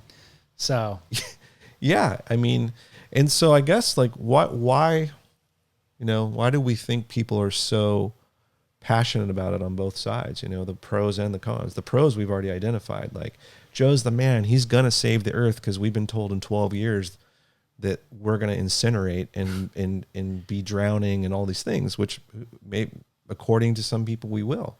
And then there's other points of view that are like, well, no, it's not. We need to make changes, but that isn't happening, and we're not going to vote for Biden. So it's like, what's your take on sort of the people, I guess, that were against it? Like, why were people so upset, in your opinion, about the post? Well, there's people that are just pro-Trump, so they're going to be upset. Then there's people that don't want to be told how to vote, and so they're going to be upset. My kind of thought in the end was, my first thought was, they do have influence, right? Surfer Magazine does have influence. So on a cursory level, they are trying to exert their influence over maybe the independent voter, maybe somebody who doesn't have their mind made up, or somebody who's accumulated in their newsfeed. New York Times endorsed Biden. Oh, wow. Now the Washington Post officially endorsed Biden. Now Surfer Magazine, those things I get, but now Surfer Magazine, something that's near and dear to my heart, they've endorsed Biden. So there's this groundswell of influence that is building up in the individual voter, perhaps, right? But then Scott Bass told me, he goes, no way, dude. Way more people unfollowed Surfer Magazine than got endeared to Surfer Magazine by that post. And I thought, wow, maybe you're right. Maybe for whatever 5 votes you collected off of this, you lost 15 or 20. And then I realized my third thought was, enragement is engagement. None of it matters. Like, honestly, the fact that had 20,000 or 11,000 comments or whatever the number actually is all that matters.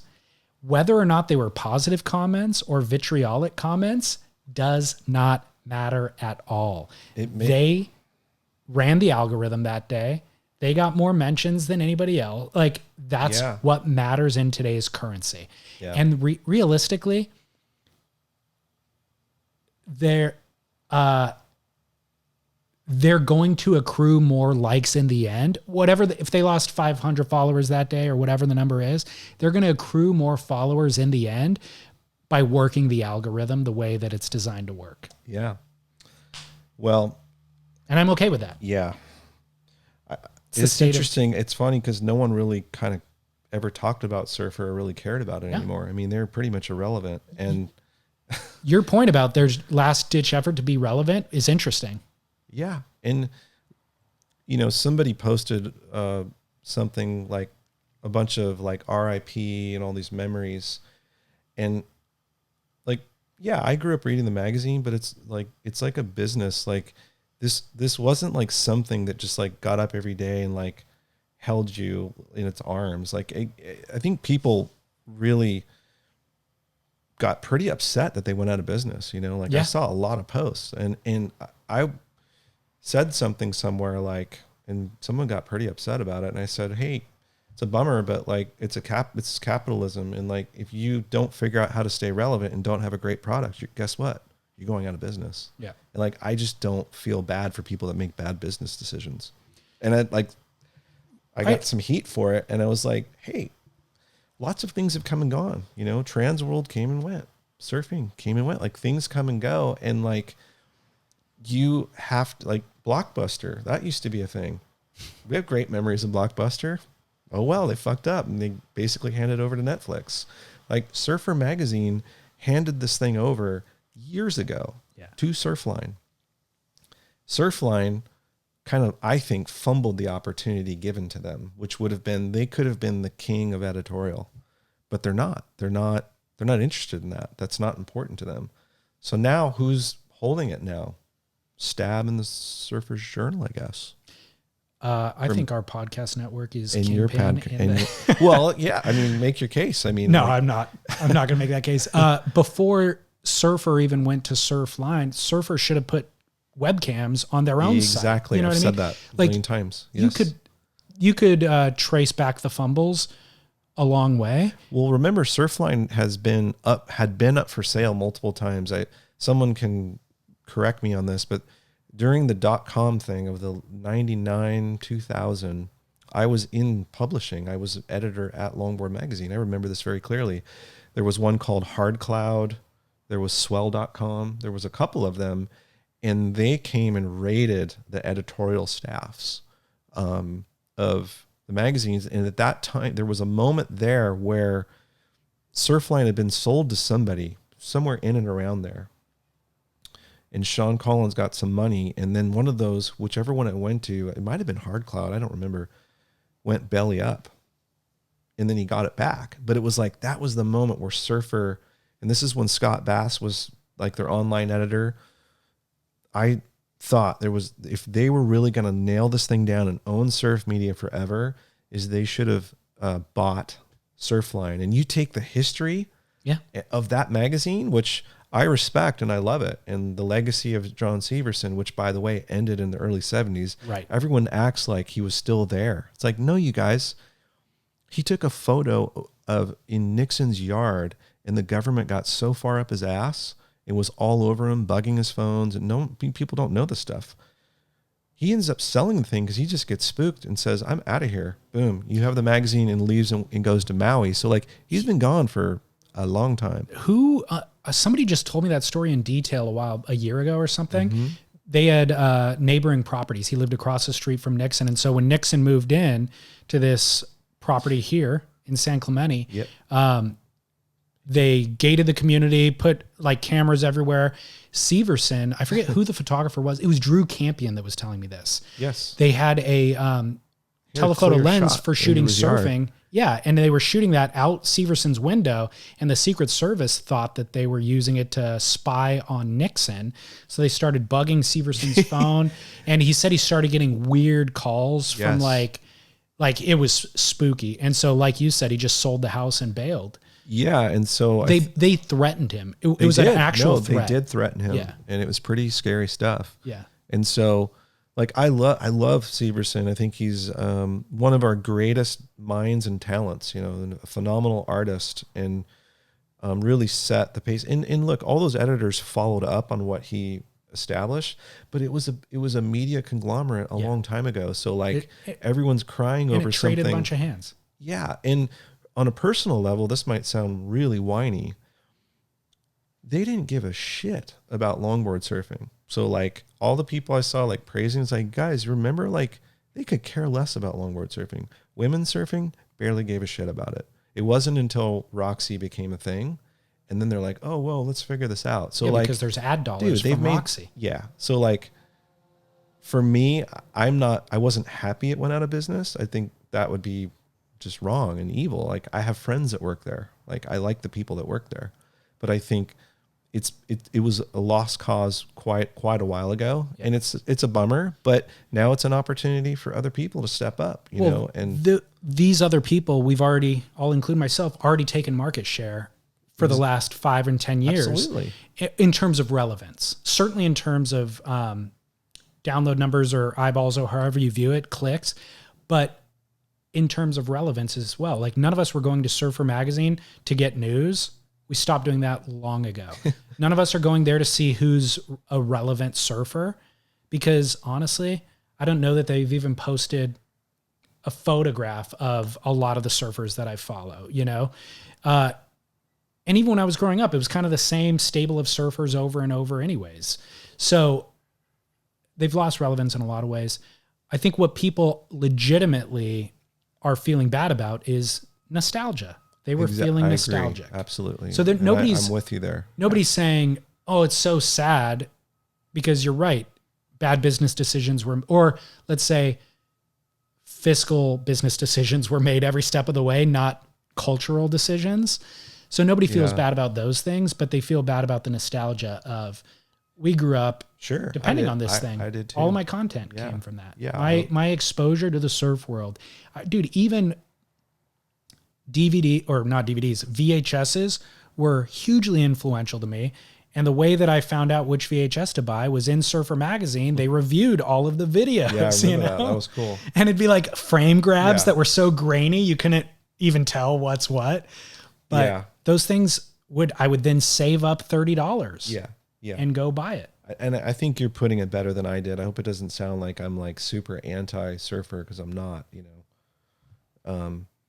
But look, they they made a decision there at the end to sort of, like I said, disrupt the community.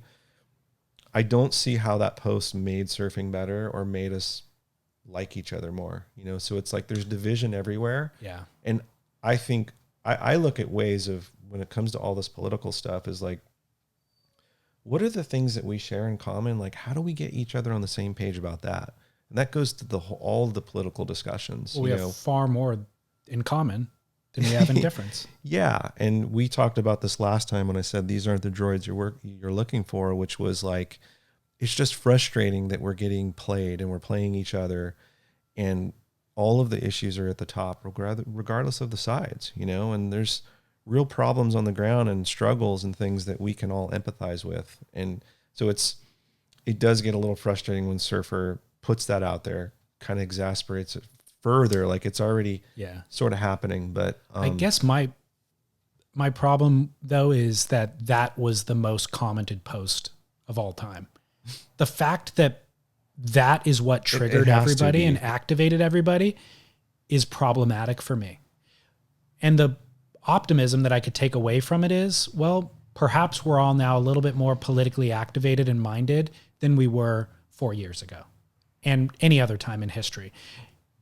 I don't like that it's all rage fueled, but at least people are taking this seriously now. I had a really interesting comment from somebody. He didn't say where he lives in the world. It's a different country, but I feel like maybe from previous discussions with him that he's in New Zealand. But he goes, it's so funny that everybody here votes and very few people actually discuss it. But the voter turnout rate there is crazy, 80% or something, and very few people discuss it. And then he went on to say, but it seems everyone in the US fights about politics and nobody votes. Yeah, I was like, funny. that is so interesting. Point. It is such a good point. Dude, you could go on forever about politics. I think it's, in many ways, it's just replaced religion, and it's just filled the void. Sorry if that offends anybody, but that's how I see it. Like, okay, so you just did a post on, there's a post and okay, there's a fly or something on someone's head and you're like, that guy's corrupt. Fuck that guy. And then so the default is, okay, well then you're for the other guy, but that guy definitely is not corrupt. Like that person's fine because I've painted that other person as Satan, So as soon as whoever the person is, whether you painted Biden or Trump as Satan, as long as you did that, now you're good. Yeah. Like now you're on the moral high ground, and it's silly. And on my own Instagram, all of my friends that do nonstop posts, I've either unfollowed them or I put them on mute. And it's not because I want to be in my own echo chamber. It's because you're not an expert. And I'm not friends with you because of your political views. I'm friends with you because I like surfing with you. I like having barbecue. I like talking about lots of other stuff. And it's a very strange world we live in where now everyone's telling us how to think. And I'm, if anything, I'm very independent minded. I like liberty and I do not like people telling me what to do. I just don't. And it's so frustrating, and I think that's where, if you're sensing any bit of emotion or frustration about it, is that it's dividing us and it's making things worse. All of these political activation, all these things, show me where it's making us better. How is it actually making things better? Because the discussions are not actually about policy. Almost all of the discussions are about, I don't like that person because of how they look, how they talk. I don't like Biden because he has Alzheimer's and can't get a sentence right. I don't like Trump because he's rude and gross. Okay, sure. Right. I agree with you. They're both pretty lame, if you ask me. Like, I didn't even vote for Trump. So I don't like these guys, but can people, if you're going to subject us to this stuff, can you at least talk about policies? Right. And at least not do it on your Instagram. Like, have a beer or whatever. Go do something else. Like, do something, I'm being judgy, but it's just like, I started on social media and Instagram to connect with friends and share inspiration because I have that itch as like a journalist to share photos and stories. That's why I got on Instagram. That's my own problem, I guess. It has turned into something else. And now I have a choice to make. Do I want to keep mute? Do I want to mute? What do I want to do? And then they say, well, now you're creating your own echo chamber. So you're only like seeing the stuff. Like, I'm like, no, dude, this is across the board. It doesn't matter. Like if you're pushing politics in general, I'm over it. But if you want to talk about like an issue, like a toll road, platform drilling thing, you know, and I use oil, but like there's certain things that we can get on board. Like that's kind of dangerous. Yeah. Like, let's talk about it. I'm fatigued by all of the political discussion, and I cannot wait till the election is over. Yes, me too. I mean, seriously. We can go surfing again? Dude, like driving down the street, all of the streets, the signs in people's yard, just nonstop. All the mail I'm getting tons of scam phone calls. It's heavy, isn't it? Like phone calls every single day, 5 a day, that I don't ever answer, but they're ultimately political ads because they end up in the voicemail sometimes and I can read the text. But yeah, I'll be so happy when all this is done.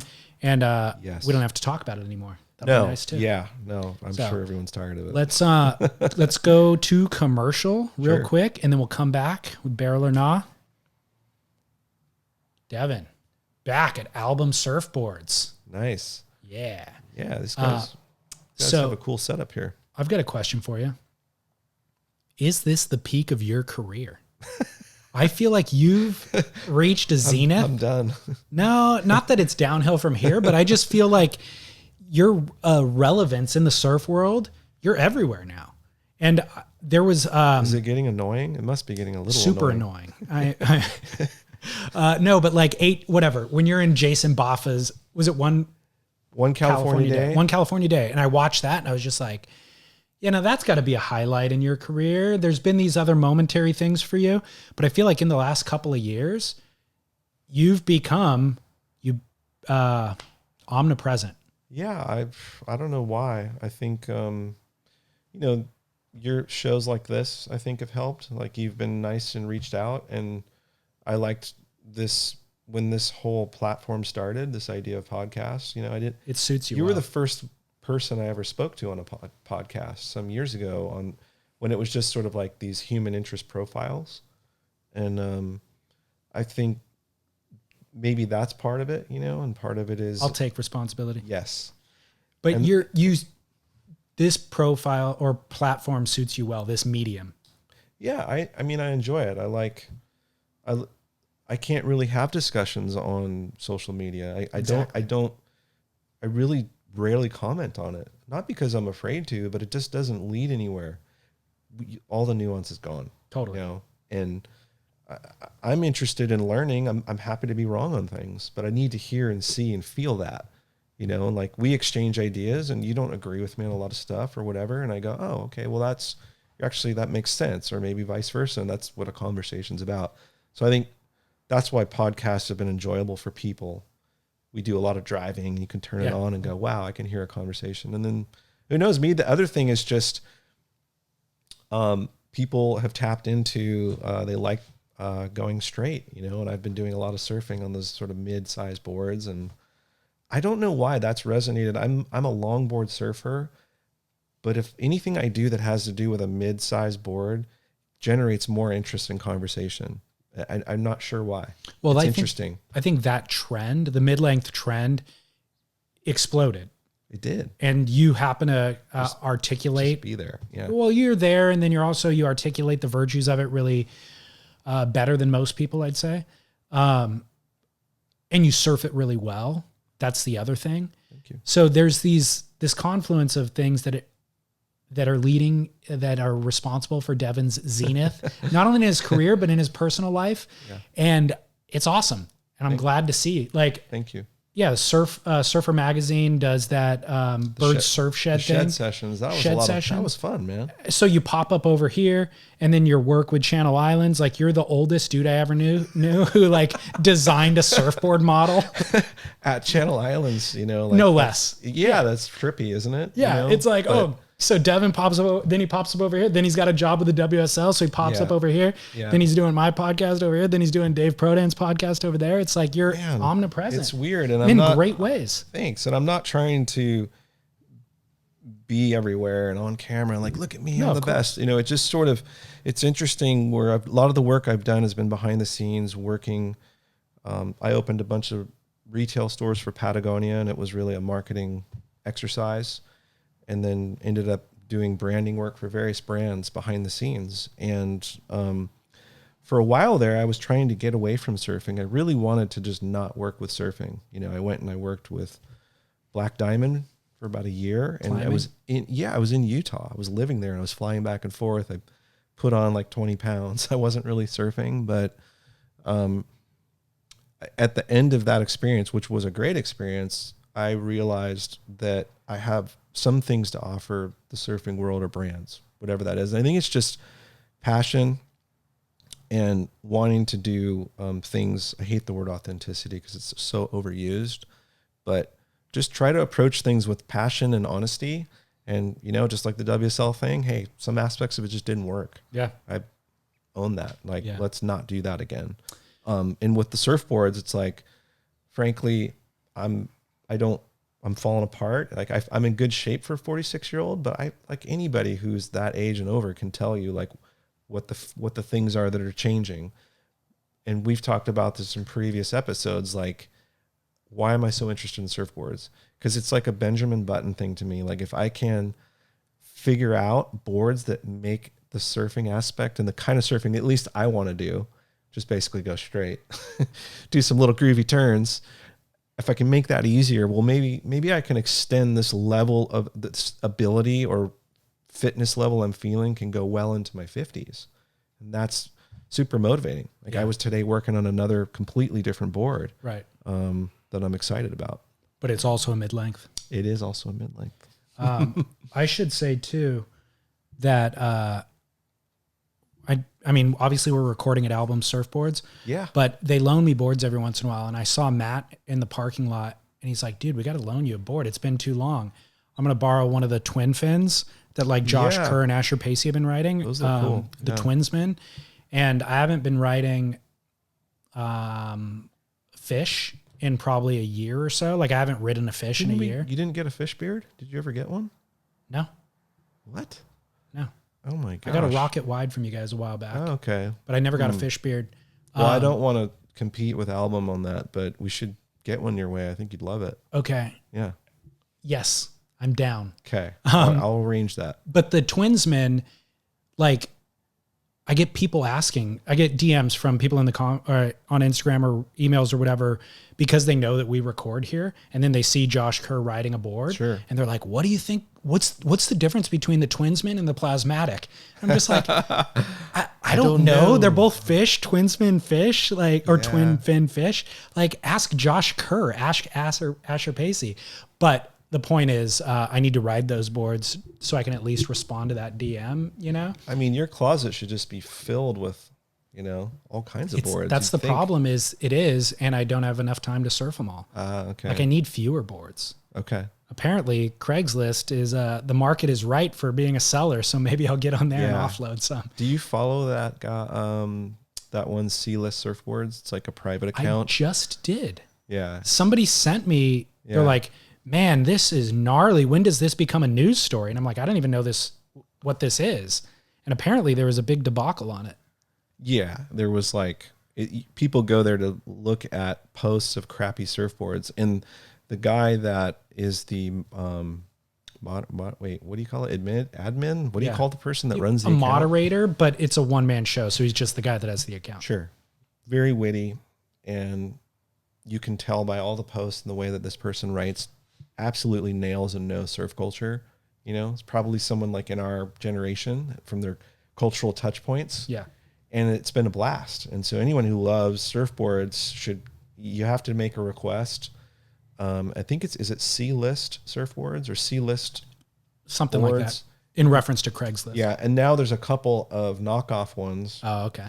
Because out of nowhere, he started posting political stuff, but it was, to people paying attention, it was very clever because it was triggering both sides. He'd just do stuff of like Trump getting barreled and the logo said like CNN sucks.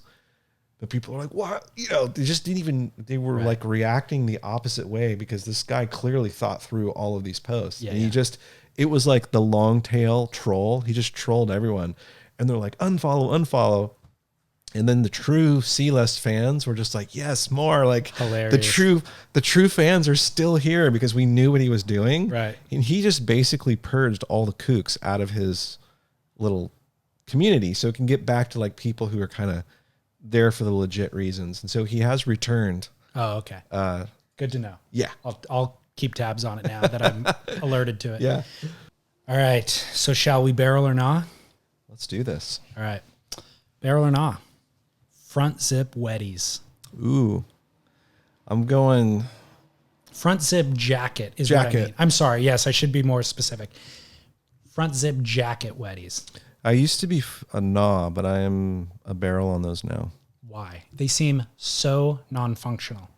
I know they seem that way, but I had one a few years ago from Patagonia, in fact, and the zipper was so small and light, and I don't know, it was just easy to get in and out of, and my arms aren't that flexible, so I don't have to pretzel up. So I'm going barrel, but it can't have a beaver tail. That's lame. Beaver tail is specifically for aesthetic only, right? Does it snap through the front like a diaper? It did. And then when did the beaver tail come back? It was like in the late 90s, early 2000s. Yeah. Some people did it, but I never see those anywhere. I don't think anyone does a beaver tail. It's to keep your butt cheeks warm. Yeah, but it wasn't that it would come up and then there was a clasp, and then you would put the pants on first, then the jacket, and that would presumably, I guess, keep the jacket from blowing off, filling with water. Yeah. But if it's a front zip, but not the burly zipper, it has to be a really thin zipper. That's the thing. So, and more often than not, when I see somebody wearing them, it's unzipped. Well, that doesn't make any sense. And it's flapping in the wind. Maybe it's just they want some sun protection, but they could wear a long sleeve shirt. Exactly. So I think it is strict. Those people are strictly doing it for aesthetic. In which case you got to go nah. Yeah. I think function always has to come first. I agree. I've had a few that I've enjoyed, so I do happen to like the way they look. Maybe so that's a little bit of the Chaz in me is like, but Chaz would probably hate. I'm sure he would say nah. But would he say you like the way that they look, but it's functional first? Of course, style matters. Yeah, I just like getting in and out of it. It's really easy. I'm kind of a lazy surfer, to be honest. So you like to talk about, or not like to talk about, but like hand jives and like there's certain aesthetic things, but I would argue even that, like Tom Curran doing a bottom turn, his hand placement isn't for the sake of style. It's because those body mechanics are going to project him down the line better than if he had his hands at his side or whatever. Yeah, that's functional hand jive. Yeah. So but functional wetty toe. Contrived. So I see the point you're making. You know, if it's just for a certain look, then yeah, it has to be a nah. Okay. It's a nah. But the ones I have one right now from Axe Wetsuits. It's really nice. Zipped up. It's just easy in and out. And you can also, I have a long john that you can surf with the long john, which might be a nah in your book, but the long john is nice as a longboarder when you're mostly on top of the water and your legs are just in there. And then you can throw this jacket on, but there is no diaper clasp thing. You just put it on over and zip it. It'd be a little hard if it didn't have the zipper to kind of shimmy in there because it has that sort of smooth rubber on it. But if you're wearing a long john and a jacket, why wouldn't you just wear a full suit? You know, it's a convertible. No, it's not, because you're only driving with the top up ever. I know, it's fraught with all kinds of issues. I'm a hypocrite. Man, no kidding. I expected you to have a strong opinion on this, and you've waffled. When I was a kid, I remember going down. My family had a place down in Baja, so we'd go down there, and then like I started surfing, and then my surfing buddy from school would come down with us, and the water's frigid just south of the border. Yeah, and I had a wetsuit, you know, but he didn't. Ooh. So he had to cobble one together. And what he had was somehow wetsuit shorts.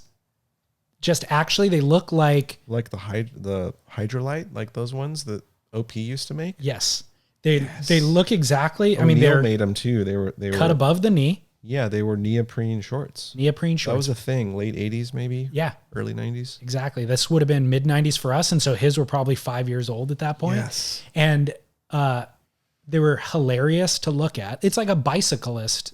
Like it's obviously neoprene, but it's thicker than a bicyclist Was short. he embarrassed by them or didn't care? No, because we were kids. Yeah, who cares? Like who just needed to be in the water all day long. And so any amount of warmth. And then he coupled that with a short sleeve wetsuit top. So he had the wetsuit short bottoms that were black. And then this like neon O'Neill, 3 different neon colored wetsuit top that was short sleeve. But you go in the water and the belly would fill up with water. The shorts would get flushed. It was like not really doing its job. And at the time we didn't think twice about it. I never made fun of him. He never complained about the cold water. You just did it. Because when you're a kid, cold water doesn't really keep you out of the water, But in hindsight, then we became went through puberty and had an opinion on what looks cool and what doesn't. And I remember pointing at him being like, remember that outfit that you used to wear? I think we even had photos of it, But just the most classic, terrible. Well, maybe he'd be open to a front zip jacket then. He would definitely be open to a front zip jacket. So... I don't think he would fit in a front zip jacket anymore. Do they make them in larger sizes, front zips? Well, you can get them custom. Yeah, okay. Sure. All right. Cool. Good to know. All right. So barrel on front zip wetties. Barrel or nah, naming your dog after a surfer. I'm going to say nah. No. You're not cool with Curran coming over to play? Your friend comes over and brings Curran to go play fetch? No, I think maybe the only one I could maybe get into is Dora. No, I'm just going to go. I'm going to say full nah. Yeah, that's a nah. All right. Let's just go with some classic names. Our dog's name is Penny. I don't think any surfers are named Penny. No, there isn't. That's wide open for anybody who's got a daughter on the way who's hoping that they could become a professional surfer. Penny is wide open. Okay. See, I always felt that was problematic for people who love surfing, so they name their kid Kelly. Your kid can never live up to the throne that Kelly Slater has set. You might as well just pick a brand new name. Oh, I know one that could work. Hang on a second. I'm still nah. What about Duke? I don't think you can. Duke? It's kind of like a cool, it's like... Wait, for the dog or for your kid? No. Oh, well, both. Duke's okay for the dog. But I think if you have aspirations for your kid to be a pro surfer and win world championships, I don't think you can name him Duke. It's almost blasphemous, actually. Is it? I think so. I see it as potentially paying homage to maybe the most important surfer in our history. Someone could argue George Freeth maybe got cut out of that a little bit, but because of who Duke was as a person and the other amazing things he did, if you're gonna pick a random name for your kid, I picked Rex, right? It's not necessarily handed down from the family. It is semi-random. At least the one with Duke. For me personally, I just really love the story of Duke and what he represents. For sure. I love the idea of an homage or naming your kid after your grandfather. That's an homage, similar thing. But what I'm saying is there's only room in surfers' minds for when you hear the name Kelly, when you hear the name Stephanie, when you hear the name Gabriel, Idolo, Felipe, Jordy, Julian, Mick, those are singular. There's only one person with that. If I told you when you asked me earlier, what are you naming your kid? And I said, Italo. That would be so awesome. Dude, you should have. I should have teed you up for that one. I like that guy. I mean, I'm a fan of the guy. Of course we are. That's awesome. What about, so I was thinking about when people say Dora nowadays. You think Dora the Explorer? Well, maybe kids do. I was thinking in the surf space, though. Do most people think Yago Dora? Right? Yago's got a brand as Yago because he can't compete. He can't live up to the Dora legacy. He's got to stick with Yago. He should go Madonna style, eliminate the Dora, just be Yago. Yeah. Because we only have room in our mind for one Dora, and you're not it. Yeah. So But only Dora's been canceled, so I don't think he can really be. What did he get canceled for? As a racist. You didn't see that whole thing going around? I mean, that's a different discussion. Yeah. But Dora's been canceled. I mean, first of all, nobody cares about surfing enough to actually cancel anybody. Like, we're not big enough. So Dora's legacy will live beyond this current climate that we're in. Yes. And even if he was a racist, he's got a lot of blemishes in his character, in his story. He's just a thief and a con artist. And completely blemished character. Yeah. And we all accepted that a long time ago. And it's not that we're celebrating him. Sure. But that's who he was. Sure. You know? But, well, I just thought I just was backpedaling a little. I just thought that Duke was an interesting one because it sort of supersedes all of that. Like, it's just the origin story for us. It's like naming your kid Jesus, though. You know what I mean? People do. I'm saying they shouldn't. That's Jesus. You can never, unless he's the second coming and he's going to resolve all of our sinning, don't do it. So your reasoning is more that you're setting someone up that they're not going to live up to the expectation. There's an expectation that comes with the name, and it's almost unfair to the kid. A, it's unfair. B, it's narcissistic. I'm more concerned about your narcissism. Why would it be narcissism to name him Duke? To even hitch your wagon to that level of greatness is an element of narcissism, I would say. If that was your motivation, carve your own path. But I would be hard pressed to think someone would do it for that reason. I guess you could. I would think more people would be like, "Hey, it's an honor of the guy." But you know, they don't. In their mind, they're not doing it for that reason. I'm saying embedded in the homage is an element of narcissism. Okay, all right. So this is an you're a nah. I'm definitely nah. But now that I'm actually thinking about this, and you are naming a child, it really does set up their life. I mean, you really got to think about these things because, you know, if you name your daughter Candy, not great odds that she's going to be a doctor. Mm. You're limiting her professional, and there's probably Candies out there who have become doctors, but there's a lot more of them that have chosen other lines of work. Yeah. So it really does. And that's not what's happening there. Is there's a social stigma in place with certain names. And so society maybe treats them a certain way or ushers them down a certain pathway. Right. I'm not saying that the name itself has weight attached to it. I'm saying society attaches the weight, right. But it really does make you really do a deep consideration. So we got onto baby names. We started with dog names. Have you met any dogs named after surfers? Like, is that what brought this up? I named a dog after a surfer when I was a teenager. Oh, really? I had a black lab named Curran. Really? I did. Amazing. That's awesome. But I have not done it since. Since then, I had a Dalmatian named Chip. And now I have another black lab terrier mix that's a 4-month-old puppy named Sophia. Sophia. So not at all related to surfing. So Sophia. Unless Sophia Milanovic, maybe. Sophia's a good name. Thanks. I'm happy with it. Sophia Loren. Big fan. Sophia when she's in trouble. Sophie most of the time. Okay. Yeah. All right. So going nah on naming your dog after a surfer. Barrel or nah? Virtue signaling.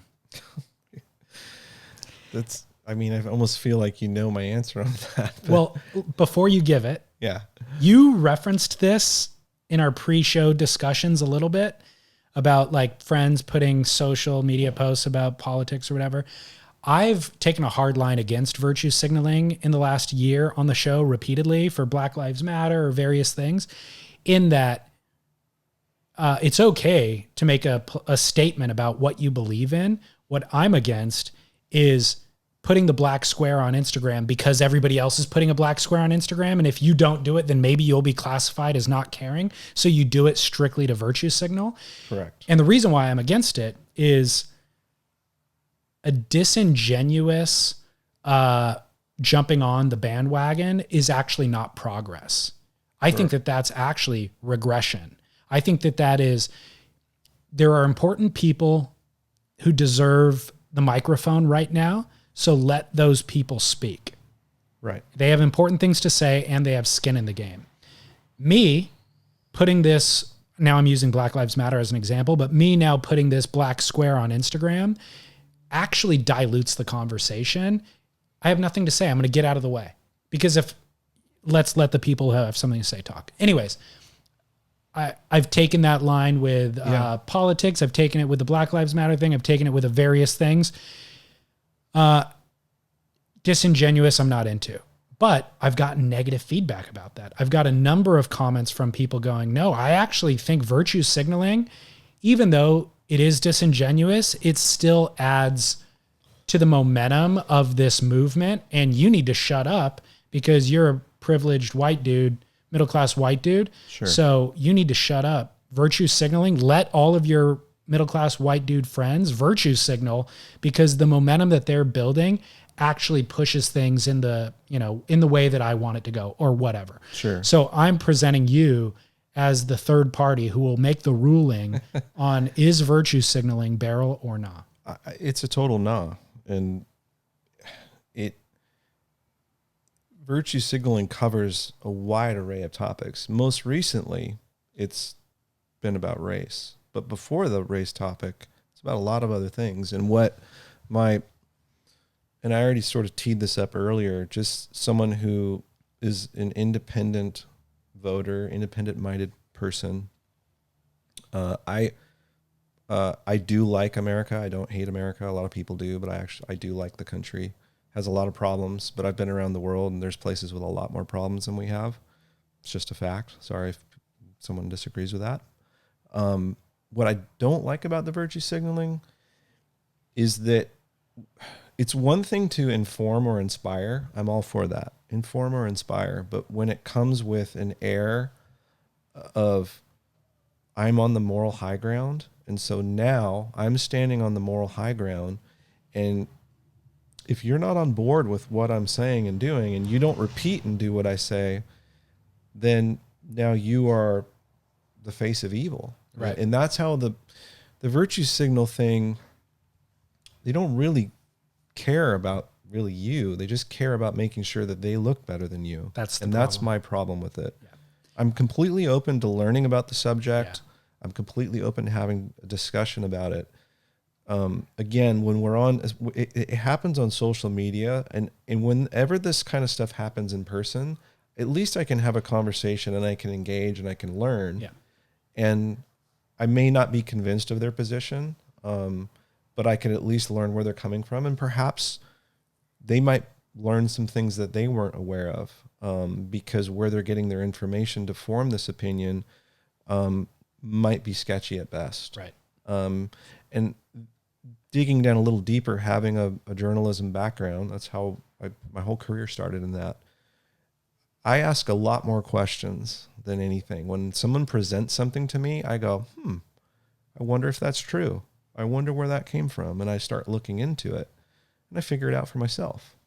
And then even those sources I look like, are those legit? Like, and even then I still don't know, but at least I'm curious. What is a little concerning is the virtue signaling that's happening. That's just a copy, paste, and repeat. And that's along the lines of the problem with the black square earlier in not totally understanding what it is, but most people did it out of fear. Right. And so what we're going down a dangerous path, and we're setting a precedent. And that's why doing the post on the politics and doing these things, we're setting a precedent where if you're not on board with whatever the ideology that's popular at the time, if you're not on board, then guess what? You're going to be part of the purge of the Cultural Revolution. We're going to take you out in the streets and we're going to frog march you down to the guillotine. And we're going to fucking cut your head off. And that's where we're headed. It's the witch being burned earlier. It's scary because, and the friends I have that are doing this and I bring it up, they go, dude, you're being hyperbolic. You're like not even, or you don't care, or you don't get it, or you're privileged. I'm like, no, we're just trying to get at the heart of the thing. Like, why are we talking about this, and why do you think you're better than everybody? And if you are in the end, let's at least understand the path. Why is that a better position? How does that help people? How does that make things better? And by virtue of marching that people to the guillotine, you are now becoming the exact perpetrator that you were vilifying 10 minutes ago. What you should be doing is nurturing that person into a level of understanding. Exactly. Not canceling them. Exactly. You can sum it up to this: when you're coming at a position of a moral high ground, it's a really tough one to break through, because most of the time, once you're there atop that mountain, you're not budging, whether you're right or wrong. Right. I think that's a dangerous path for us to go as a culture, especially here in America. Yeah. This is something that we really hold dear, and unfortunately, that position is now being taken that if you are a center-minded person, you are now considered right. It's crazy. And old school Democrats are, and so like now like even people trying to be reasonable and just like, I feel we're being reasonable. Like I'm super open to all sides of this thing. But when you put the gun to my head, fuck you. That's when I'm like, no, I'm not doing that. Right. Good. Well, I agree. Virtue signaling, nah. I don't think anybody would identify as a virtue signaler, though. Everybody who's making a statement thinks that they're doing it in earnest. Absolutely. It's only us that can call them virtue signalers because we've seen their hypocrisy. Sure. So we might be the exact perpetrator of the crime. And and I'm sure you'll get a few comments at some point of someone saying, you're saying that out of privilege. I'm not even talking about race. We're just talking about virtue signaling as a practice. Yeah, agreed. Like put all the subjects underneath it. This is why we have so much division. I mean, we have more. We've just watched ourselves unravel. Yeah. It would be interesting to see if we could just melt social media. I haven't watched that documentary, but many people have said I should. Yeah. Did you watch it? Yeah. It's good. I mean, honestly, it didn't tell me a bunch, or it didn't tell me much that I didn't already know. You knew that. I mean, I pay attention to that stuff all the time anyways. And you know that stuff, but it's upon all of us to take the responsibility to just not put our brains plugged straight in the matrix and not question anything, you know, and like, what are the what are the intentions of this and what are the results? And in all of these things, the answer is decency, no matter what the subject is. That was what we've probably talked about it before, like that quote from Camus. And that's like when that came up with this whole pandemic, like, dude, we've got to be decent so that we can get to an understanding. Agreed. And now we're drawing these battle lines, and no one likes to be told to do. It's like getting in a fight in the water, you know, like it's like, you fucking dropped me, fuck you. You know, like no one responds well to that. We've talked about this too, right? And like, if you just paddle up a little bit nicely and be like, try to have a conversation and get some kind of understanding, then it's kind of interesting. Like that person doesn't really drop in on you next time. Right. Yeah. It dismantles. Yeah. Yeah. Yeah. Awesome. Well, Devin, this has been a gargantuan show. Yes. 2 hours and 16 minutes. Gee whiz. I hope people are still awake, and that we didn't bore them too bad. And that, look, at the end of the day, let's just be nice to each other. We're going to be okay. Let's find out what the differences are, talk through them, and let's go surfing. But not in Hawaii, because Koa Rothman will burn you. That's right. I'll just stay over here. All right. You got anything else that you want to direct people towards? Obviously, your Instagram is where they can find you and interact the most readily. Sure. Instagram's good. Devon_Howard. And I'm sort of lurking at Channel Islands and WSL and a couple other little projects. And I surf a lot in Southern California. So if anyone who listens ever sees me and wants to say hi, I'd love to talk to you. Sweet. Awesome. Devin, thanks so much. Thank you. All right.